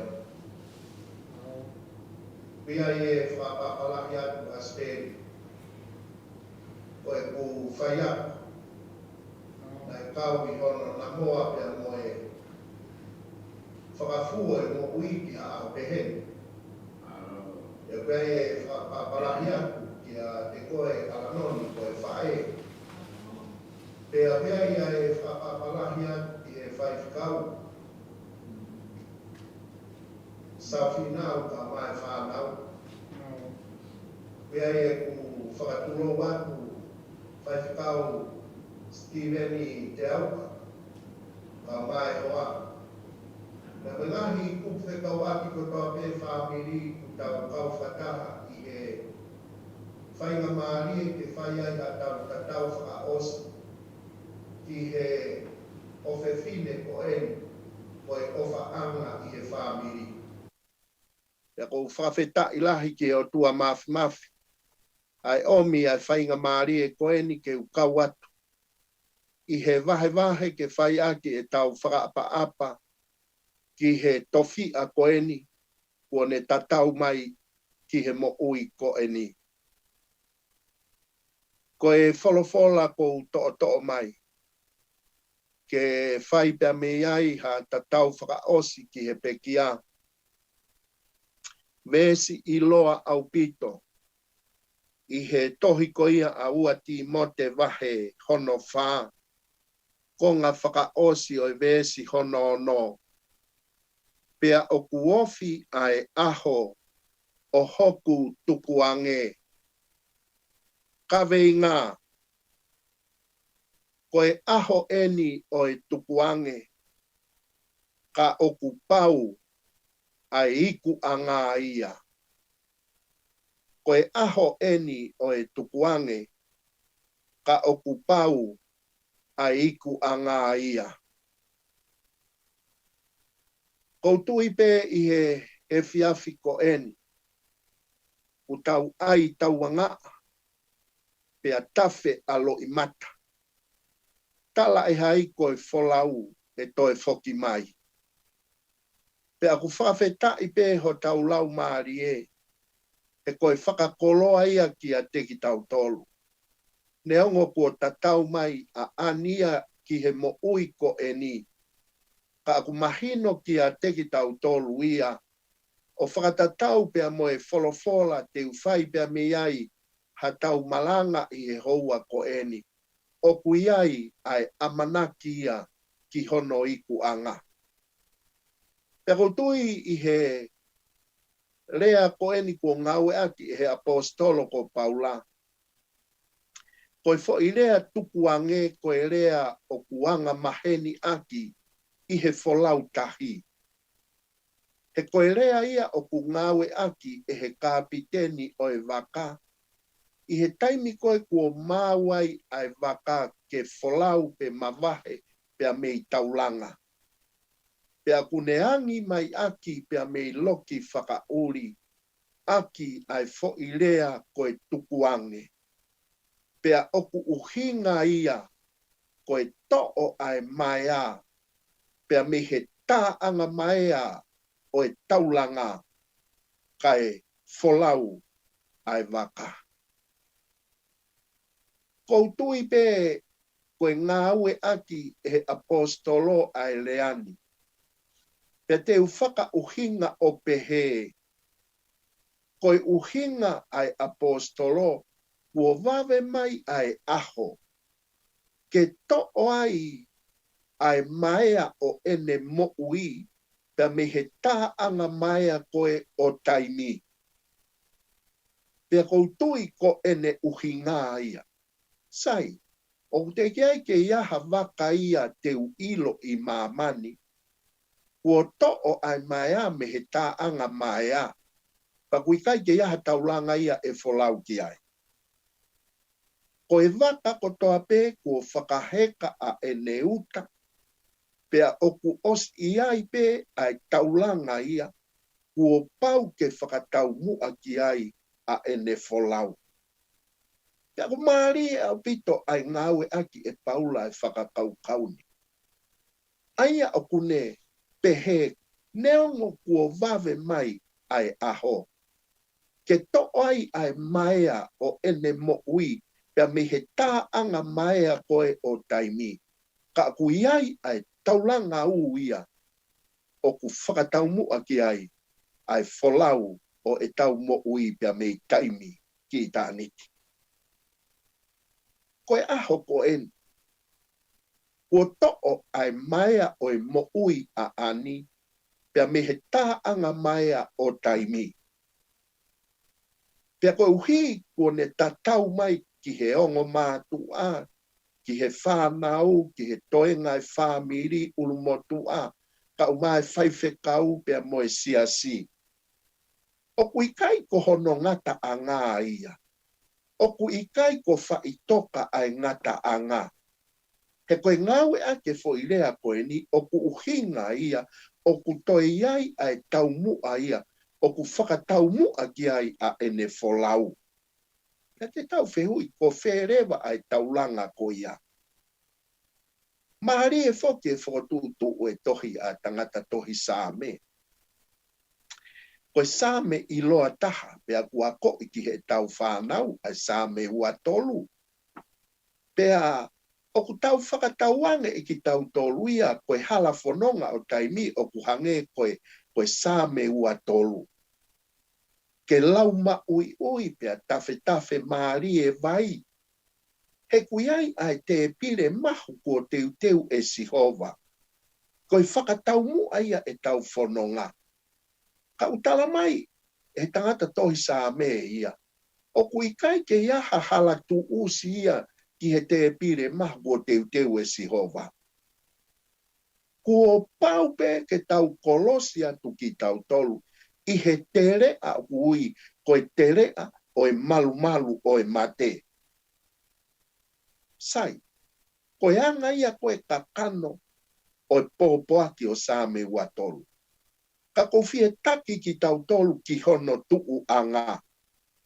Hono whakahu mai he wahaa o e wahe ua mo e wahe ua whaa. He koe wahe ua ku kamata ati, e hoku o tua. Koe haa ko ke si aki a iau. Te koe vesi whaka osi e wahe ua, kuo lava kuo osi. Koe ngahi rea ia o kāri vare. Pe aku mahino mai tako sāme ua, ko mo unga kāri vare ia. Ko sāme ua whaa. O ku tala mai kia te ki tau tolu ia sāme ua whaa. Koe sāme ia o i mo unga saione. Pea kui kai koe uhinga ia ki mo unga saione i Jerusalema o Maamani. Ka uhinga ia ko mo unga saione he Jerusalema fo ou. Pea ku hiva ia he taimi o ku whakanofo tu ia i a Isileri. Pea ku whaka uhinga rewa tangata tohi sāme ua whaa. O kui kai koe klauni whakanofo tui, ka koe klauni oi mo uita e ngata i he mo unga saione i he Jerusalema fo ou. Ai whakatā ko ia na e ngāwe ake tangata tohi sāme. Ai aku mahino mai koe wahe ua ko mo unga kāriware. Koe wahe ua whaa ko mo unga saione. Pe aku whakawhetaulaki a ki rewa ongo mo unga koe ni a sāme ua tolu.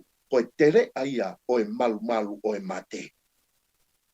Ka kumari e tau tuu mei mo unga kāriware. Puri e tere a aia. Taha pe mea ku tau sio ki ai, ko hiri whaki kalauni o i mo uita e ngata. Pea koe taulanga ia na e uhinga ki ai a Paula. Ko ofi mai a hoku aho o e tukuange. Aia o ku uhinga, koe aho o e tukuange e ku mo ui, koe mai aia me he taanga mai o taimi. He kuia i e taulanga u. O ku whakatau mua ki ai e tau wholau ko toa pē, ki i tā niti, ko e tau mau ai kalauni ko ia o e mo uita e ngata. Pau tala noa pē ki ai e tohi a hepe luwa he hongo fulu mātaha. Vesi hongo fulu māto lu tala mai, na e mate ai kau helo o e tui. Whakatoka ngā hiange, o kui kai uhinga ko e tau tari a si isu. Pea te tau mo ui tupu a i Maamani. I kai au pito. Koe wahe taha ia o ku whakalau ai, ai kau helo ko ia i he tui ki a sisu. Tala mai, nai ke iala mai pe ni mamomoko Mateo to'o atu ki nau tolu. Pea mehe mo ui koe ni, ka kohono kehe. Tala mai, neongo ko ala mai ni mamomoko Mateo to'o atu. Ka aku nau sio mama o atu. O kui kai ke nau sio no. Nau sio mama o atu o whakalaka atu ki tu a taimi. Pea ku tala mai, o nau mamatai ki he tala o wha. Pea nau wha o fua ki ai, o nau tala loto, koe kau muri pe ki mautolu i Maamani. Kau muri pe, o kui kai koho mau api eni. Pea ku tala mai rewa, i hopa tu koe i he vesi taha wha, koe kakai koe unau rea aki e rea ko ia. Koe kakai kumi api. Peko hiko e nau kumi api, hei kai ke mau ha apia I mamani. Ko whanongo ki he talanoa ai toko wā a mori. Tala mai e mori na e whai a hiki whanua mai pia mei tonga me whanua tupu anga ki Australia. Pea moe hala whanonga na e teu I he otua ke mau whainga maari e ai a speri mo alanoni mo e whanau ke mau ha ngofua nofo whanua. Aia ka pau ko ani na e kumi api ia I mamani. Ko tui wholoa ene fie foki anaia ki haafewa. Peko ene foki ki olo ua. Peko makave. He koe api ia I mamani o kune hau pia mei ai. Ka utala mai koe ka kai koe ku nau mate. Pea nau sio mama o I kai sio no. O nau sio ki tu a taimi ke tala ofa e ki e toi foki mai. Nau wha o fua pea na nau tala loto. Koe kau muri mo e kau au nofo pe ki mau tolu.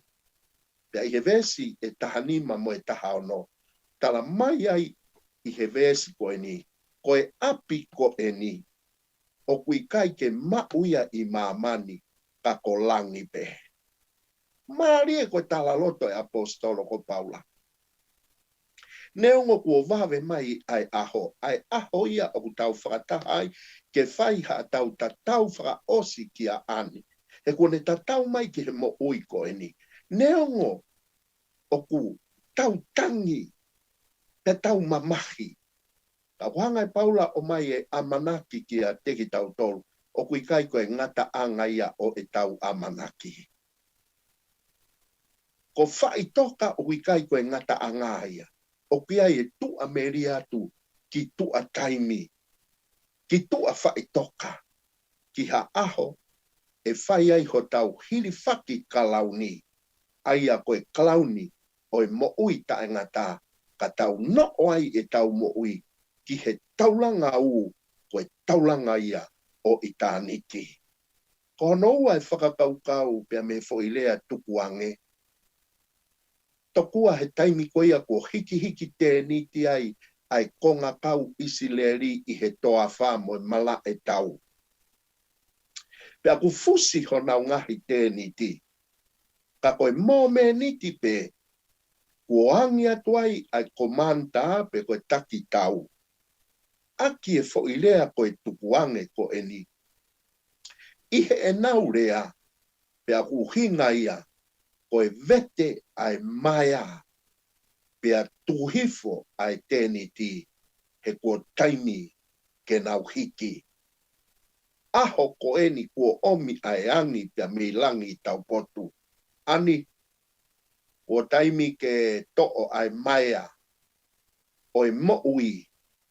He koe mo ui koe teniti pea koe hiki teniti pea kuke whai I taimi. Peko eni kua toka ai whewhine. Peko hanga o mai ai whakakaukau ko ia I he houani. Io koe aho o e tukuange. Ka aku pau hono iku anga o onaia. Neongo hikai ke tau toe wheiloaki pea mo anu. Ka aku rea mai ai tofia koe ni. Sione. Kua utatau atu. E whewhe koe. E whewhe koe ka pau e to'o ai maia ho o mo ui me he tā anga maia o taimi. E whewhe nai ka holoki ho o mo ui he koe hiki te niti pe I taimi. Ua pau nai ho o mo ui ki he aho o e hiriwhaki kalauni. O I kai ke hiki te niti ka kuke no fo'i ai api. Koe api na e anaua ki ai kau helo o e tui te nau nofo ai o lau I taniki. Asperi, alanoni, kua lava o mo whatongia. Whatongia na e whai o aku. Ai namoa na e whai. He koe mea ku mahu inga ka te au e tofia ko eni. He koe kuanga koe na e mo aki no fo ia tonga ko nau tala na e ai pe ai te fito I a kau ko nau apia. Pe koe api ko ia o ku whaka ilonga I a kia a e afi. Pe koe afi ko ia o ku tafu I he aho pe a moe pō ke whakafofonga I aki koe te fito a kau ko ia koe apia ki he whamiri. Pe mohanga whatonga I koe afi ko ia koe mea lalahi e ua kune omi ke whamiri. Raki koe mawhana, ua koe mama. Pea koe ongo mea lalahi e ni e ua. E alu pe whanau, ka te nau whoki pe ki api, he kohono uhinga, ko api pe, o kuiai e whahinga mama ko ia, ko api pe, o kuiai e whahinga mawhana ko ia. Io, koe apia ko eni, nai monu I ai tofi a ko eni. He kune mauai ai mama, he nane mauai ai mawhana. Kai kene toe mau e ia iha toe feituu. Pena e hoko a apia kohono lata anga. Io koe api whakataimi pe ia. Koe ki I te niti pe ia I taimi. Ka ihe api ko ia. Na e whai ai hono teui, na e whai ai hono namoa, ko uhi kene mau ai whainga maarie, ki he api he kai toi whai ha hiki te niti, ka koe nofo I ai o lawi I tā niti. O whalahi atu ki he tuo whiwhine ko eni. Pea whakatawange ke toka, I he merino pea moe ofa ai otua, kai oua ku tau wa usia ai aho ku whai kai e tala noa. Ke lava ke tau nofo ia o I kai ke to ia whakataha anga peheni. Whamiri, ka pau ke natula eni o ha mamani o ku tau iai. O ku osi tonu ke fuoloa ha tau tae lata I ha mamani peheni. Fuoloa ha tau tae lata ke whai mo tau wau ki ha api, he kai ke toi whai ha tangi, he kai toi whaha mamahi, he kai toi whai ha taua ngaa, alua keni ke tau e taha I ku taua ngaa he tangata e ki ta tau mai I he tau ku osi e mahina ko o katopa. Nai kai ke ulawa ki ai he nai tāpuni e kau āwhonua, ha mea whakamama. Peange mai au ko mate ko haki I tama kau hanga hano fupai, ke mahino ki ai mea kua ne whai moe mau lahi kua ne whai. Ka neongo ia, he kai te tau hao me ai. He I kai ke tau hao pea me he mate. Tau teu ki tau tolu. Ka hoko mai a mate. Pea kou tuwa I kāri ware. He kai teu toi sio au ke tere ai malu e mate. He kou hinga wia ia si isu, kai kwa feitu to tonu e ke tau iai. Tama pe fōa te tere ai mate. Wia ia mo ne waa kau koe tau hisi ke taki whakafoki ki kāri ware. He koe tau I kāri ware, pia tau tataua he mo ui koe ni, ua pau ke tau kau atu, I he hirifaki kalauni, koe kalauni oi mo ui tae ngata. Toka, ani, o whalahi atu asperi, kau maa alanoni.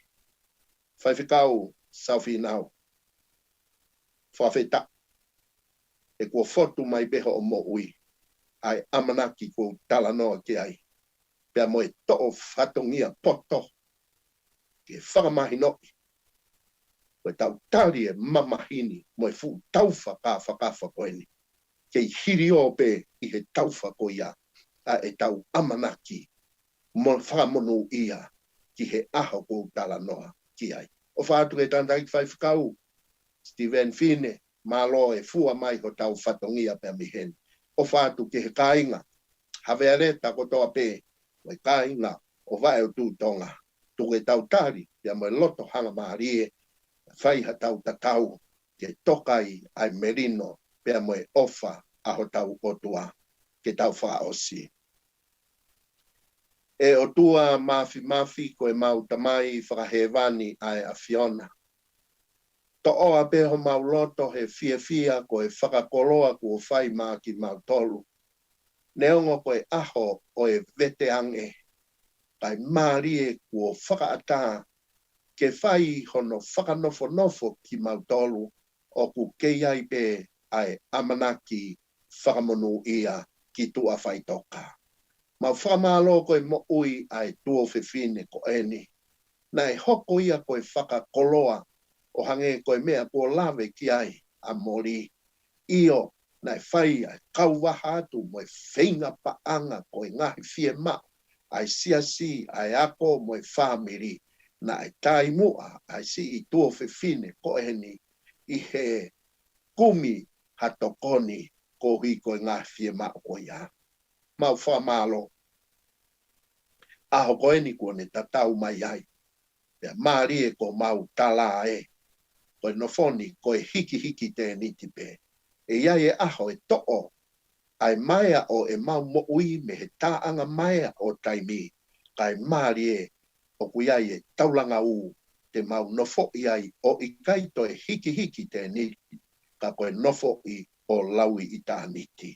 Whai tāwikina mai a speri ka ma alanoni fai fikau toenga e whanau whanga mapuna tokai ho merino pia moho o ofa ta bikina ta dai fai fikau Stephen Fine ka mai CSC pa mo o wau tatau whaka osi ki ho mau toko tahani ngahi kupu fikau aki ko toa pe family mau kore ho no ngā ke whakanau ia ki mau tolu toenga o e ngahi houa whakawhi ao mo whakapapa whakaosi ki o mau tuo whewhineni mau kore ke kauai pe ai a Fiona. I he keresi o tau eiki ko siso klaisi o whalahi ai o tua ko tau tamai whiohi pe mo e lau maari e mā oni ke ihe whamirini a tutupu moki mau toluni o oua nā hiki kai whai pe o taingata e meni.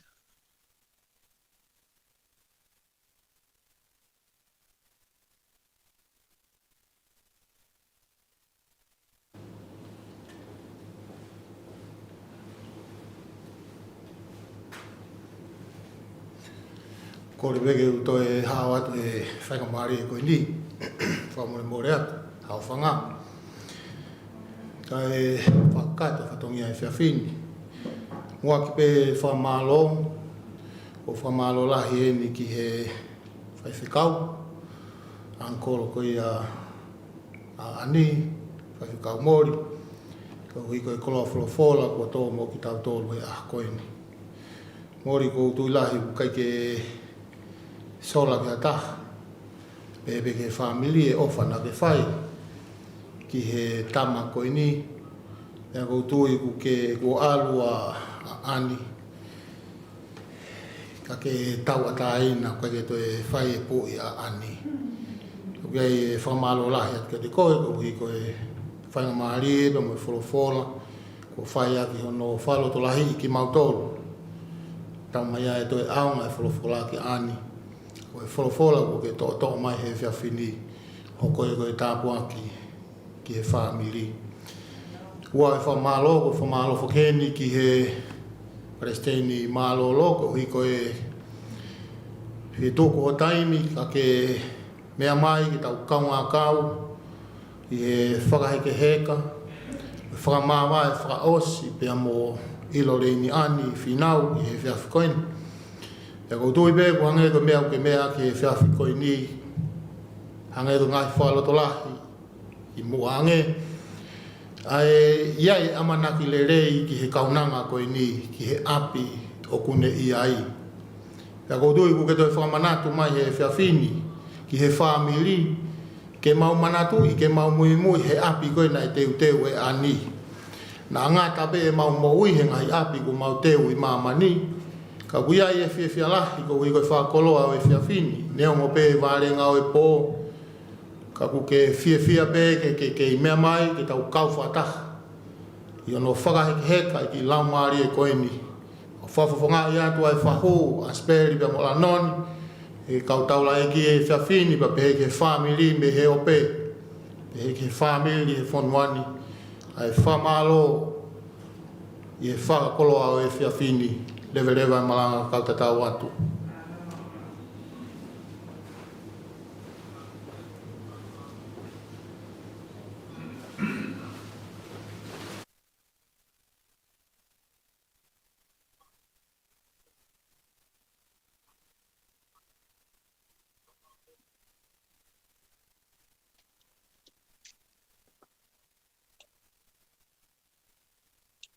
Whawhātu.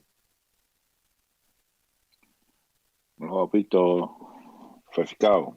Koe whamaloe ku o sono whai. Pea huilo pe ku o meitu a pō i hamo whitu. Ka ko haunga pito kia teki mautolu.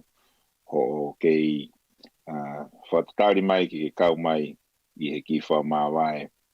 Mo ki whai he kau whai. Malo au pito. Sai koe tau taimi e whamiri ku wawe peke os.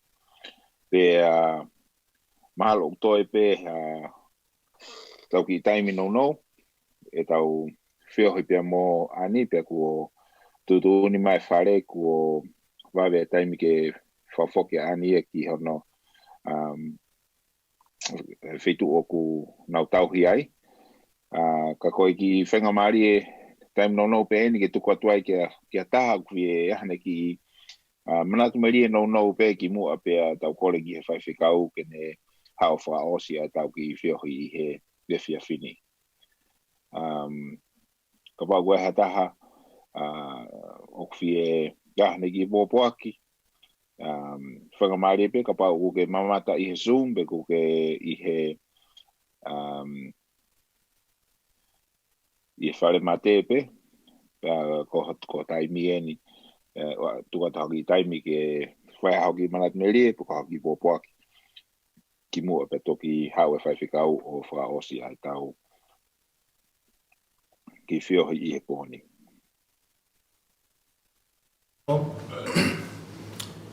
Ko le whamore at pe ki e hawhanga. O kore ke u whatapu ki he awhio e atua i o taulotolotonga. Whatapu ki a weiki. Whare matapu re. Whatapu ki eni ke whahu. Tapu eni ka asperi pe mo alanoni.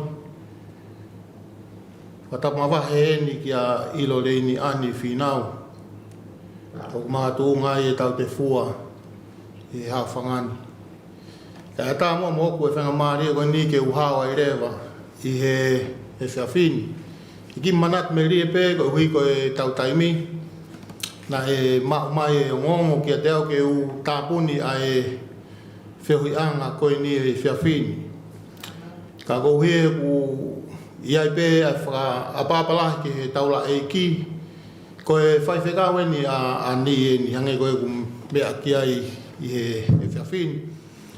Pea ko whia lahi, ko whamalo lahi heni ke whaiwhekau ki a pāmini whinau pa pehe ki he whaiwhekau sau whinau. Pehe ke singahi punga ane o ani, pehe ke si whangatokoua o ani. Ko hui koe ome whainga maari e ko ni mo oku. Pa ko whia lahi whaiwhekau sau, koe i fofoki e te tāpuni hamea ke tāpuni le rei. Pea ka tāpuni o hiri kongi ko tui o kuyai hanoanga. Ka ko tui ko e whiawhini ko whia lahi au pito. Ke whaipea ki manatu meri ko hui ko tau taimi ke he ki tahine koe ni. Talo e ku kau mai ki he whamiri koe ni pia. Koe fofo taini na u whetau laki ai pia mo ilo reini ani whinau. Na ku lau pia ilo reini ani whinau. Koe lahi a he maki i tama. Koe tai pia ku hua e ki tahine koe ni o mau loto whare. Tau ku hanga tonu pia ani e ki honoloki Filipea eia. Tau whai te riha pia ani ia, pe koe haa ene mea aku whai, koe haa ene mea aku whie ma. Ko koe ke toi rea tu hataha e ki ani. Koe mea pia kou whakatoka ngā i. Koe tai mou whie ma oa e ani ha mea. O wika ki ne kore ia e. Tangutu whakalongolongo pe. Ia e taha huanga ani ki api. Toko osi mau mea tokoni. Pea koe toenga koe e mau hakana e mau pe ani o osi o singa mamari. Pea hau rewa o mai pea mo ki poulu fluti. Ma o pe ani moia o lava lerei. Koutou e alo tata mai mo ne poulu askirimi. Ma o e ani. O kai ke toe toe hakonga ia. Pea maunau kai pehe whiawhiko ia ko whakatonga e pea ani ku ke ia pea ani e pea ku whakamokosia pea ani. Pea ko mahalo ni na koe huinga koe kai askirimi. Pea ko pehe atu ka ani. Tiwan coffee. Kamo ma ani. Pea ko kutu koe ke walo o mai coffee a ani toi pehe mai a ani ka te au. Bread and butter. Kai ke toi ta foki mai ka u alu rewa o ngahi mai mea tokoni a ani. Hapai mai ki a ani. Ma upe ani kotoa mea nai hapai mai o a o ke he lava le rei. Kai ke foloa me iai. Ma mohe ani. Kai nai fuotua ia ani. Kai e lava ku hoa ma lolo. Kala mai ke linga dia o sao si ko ani kal hono fanau I pa mo e fi holo pe I tahini o. Na to ki homo pe mi ho fata he dai na alu ai o kumi ma. Ba ko ma wa fa hi tahini ko ni ka ke puri ke family. Ne o ma tuku mai me henga we ku po uri. Fai pe feinga ki fare mahaki ke fafanga ani. Mahino I pe whainga ala noni mo aspeli. Ke whakaata mai ki kaunanga koe. Koe ke mau ilo pe koe haka whaunga. Whai e kole lotu. Lotu mai ngahi si kau taula e ki. Taule maalo loa ani. Wikene tolu. Maalo loa ani. Koe kau whai kau kotoa pena whai lotu. Kau paresteni malolo, kau paresteni lolo tonga. Ya kau talange ki hoku hoa. Amusia mua ania. Tola. Hono kakai. Ani. Amusia ko. Kau whaao e ngai family e nau whaka amua. Peheange mai koe kupu koe o nau ngai family. Si taupiri mai ho whanga whae. Salote. Liviela. Painite. Si taupiri mai ho whanga whae tangata. Ho whanga tunga ane. Hekari endi. Wana whaka amu e nau uma whaka osia te koe. Whafafonga e atu ani. Keilin ba mo in lei. No mauki family. Kuke ako iki mautol whataha pa mo kosperi. Tūtuli whaau ko atu ka te mautolu ke mo veo whaki. Ani. Kuke ha iki mautolu ake wholofola ko ia. Ka koe mo oni ani. Koe mau o whake whakafo. Koe whakafo koe sito a me he ofa motu a. Kai omi ha ofa o kufo o. Koe kutatau ega te koe ani. Wholaua. Ke manui. Tuku ki mautau ke mau nofu. Hokuat e whanonga. Ke maua o sia e api. Palo mesi maa ki mautau. O whalahi atu ki a te koe. Mahalo. Mahalo. Mahalo, Pika.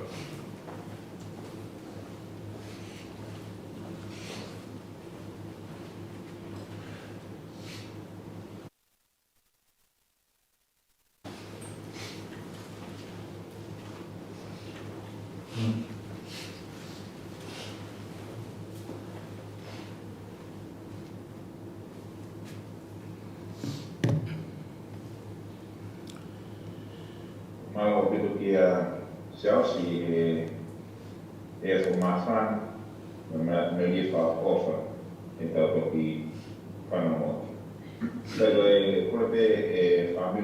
ua pe mo ki po ki ko ni ki mo te a ko ki fa kau pa ko ki te a te po ki ko mai ko ki fa kau fine sini me fine ki fa o si a ta o fio te ni po pe ta o mai sian kada ki ko ke a ki o telefoni.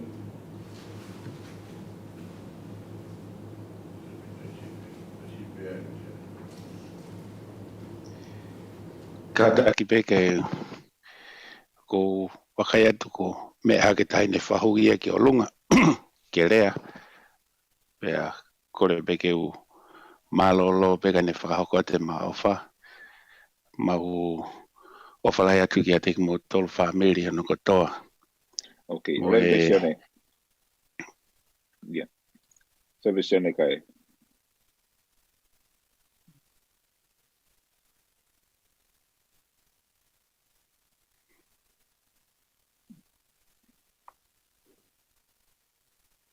Ok.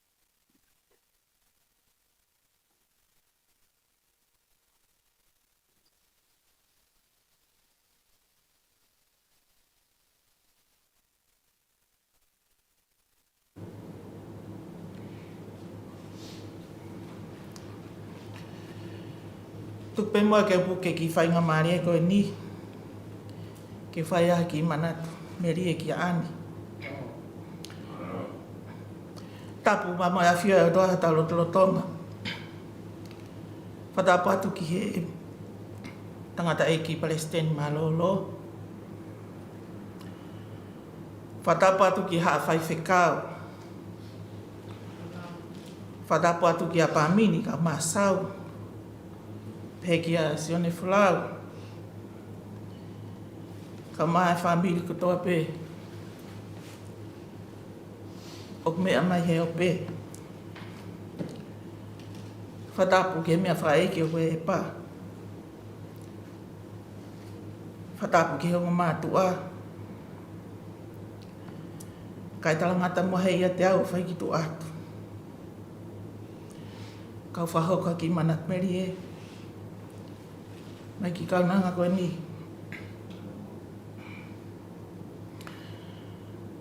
Ko kore ke whatulo watu. Ngahi tala whatapu toa pe kua whaki. O kou kau whatahama mo Ipseria Paula. Ki e kakai Whiripai. Wahe ulua ki pa koe vestolu ke ni mau pehe mai. Aia pehe kau ka whamanatu ki at ki mautolu. O kuake ku whawhetai ki hok o tua. Pea whai whewhia ma uai pē. I e hū kotoa pēa e hū whia. O mau tolu furi pē. Kuhia ko mau kautaha. Ke kau haki a kosperi. Talu mehe urua aho whai mai. Koe manat meria apostoloni ki he kāinga i Whiripai. Nā yake mau pē ni whawhetai e taime kune manatu ai. Kia no kainga koe ni. O ku pehe ai ku manat merie, kia ani he pōni. Koe taimi katoa pē o ku manatu ai ke ki ofe whine koe ni. O ku ai e ngahi mea lalahi e tolu. O ku whawhetai ai. Ulua ki, koe ki tahine mata ka inga. Koe taini pe o kou whainga maria i ke u whaalawa atu ki o nau api. O ku whakalafi ma ani o tawhaki.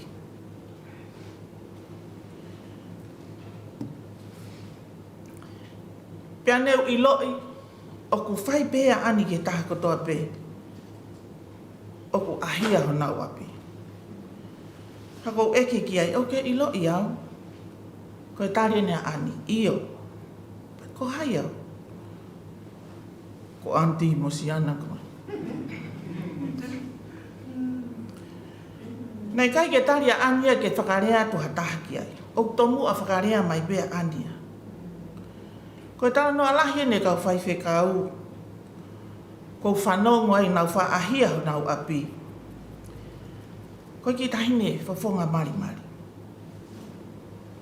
Ko e ua, ulunganga o ani, ko ki tahine mata ofa. O ku kei tala noa i he kau whalau toko lahi, ahia ho nau api. Ai mata ofa i ki tahine ko ni. Tatau wai pesi anau wheinga, ko whanongo he ngai whailotu, ko ki waka mei tungua pa mei hapai, pa kau whai whekau pe wafi ho nau api. Pe awe ane o whotu ha wheitu ke tau o lunga ai. Ko ni wheinga pa anga mai ka kai wafi ho nau api. Ko tolu ki tahine ko ni o no lunga ngani usio ki ai ki taim no no ni mawhiohi ai. Ko ki tahine hou me rie. Taim ko tau beu te wheiloa ki ai pe amu ani, o ku ilonga i ne hou me rie. Kia tangata bebe ko a whiwhini. O ku inasa i ne mo ui e whainga maari e ko. Pea ko whawheta i lahi ai ke o tua. He ngahi ulunganga o me e ani. Ke whai mai ako. Hange ko e pōpaki na whai mai se on whola au tua pe mua ke whanga whahoko atu ho mau ofa. Kei lini, kai ke puri a teki mautoro e tauhina ke whai ke ki tama ko ni. Pa ko ofa lahi at ke teki mautoro. Ani, toka tala atu ha mau ofa ke ta whaketa. Maro.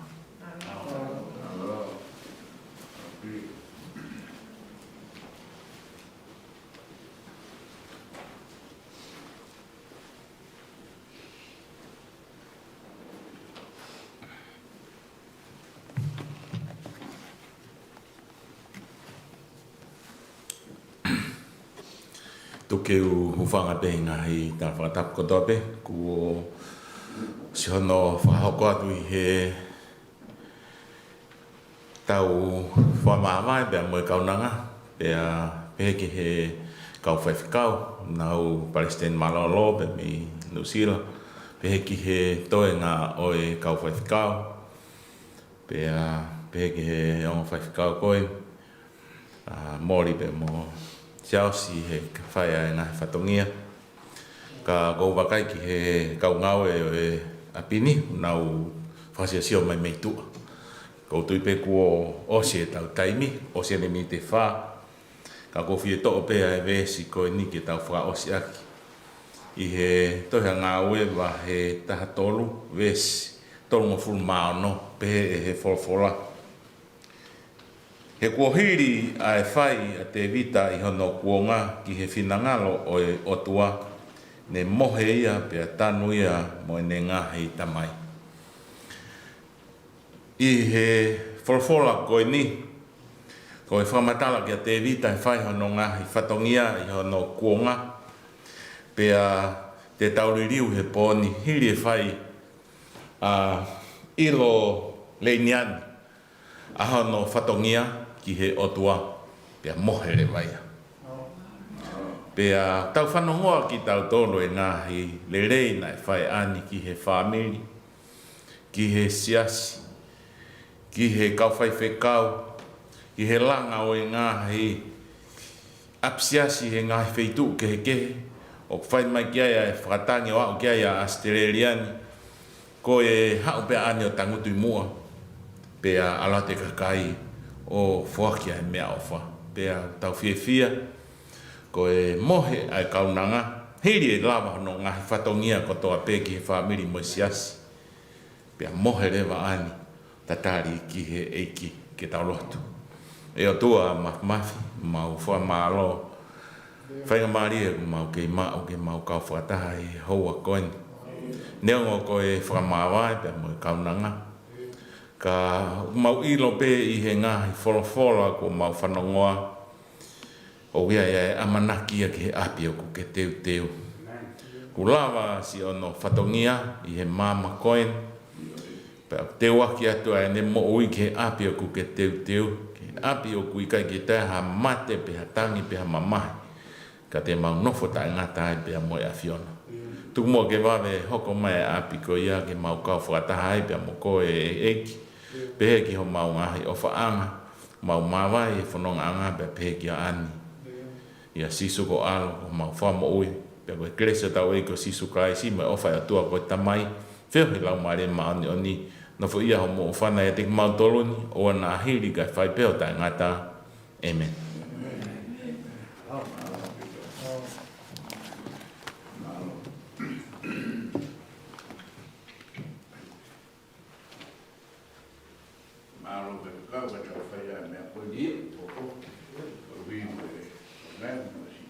Ko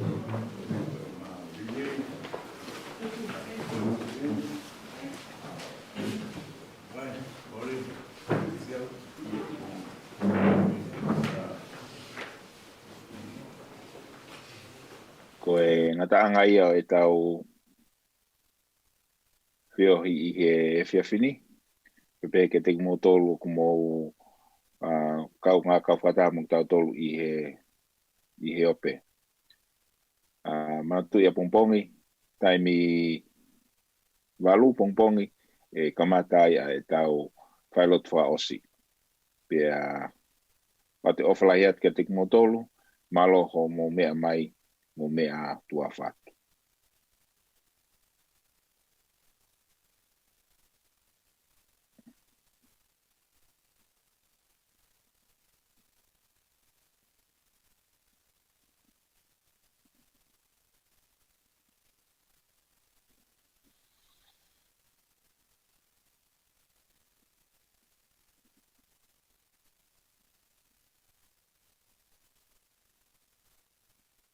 Sau, hei aka o hiva.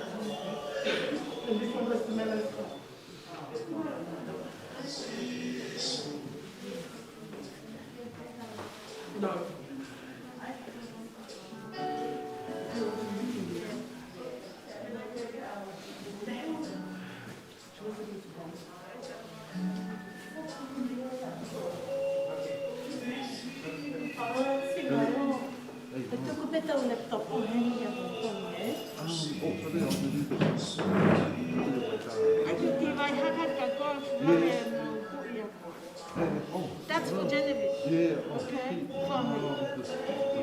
Okay. Yeah.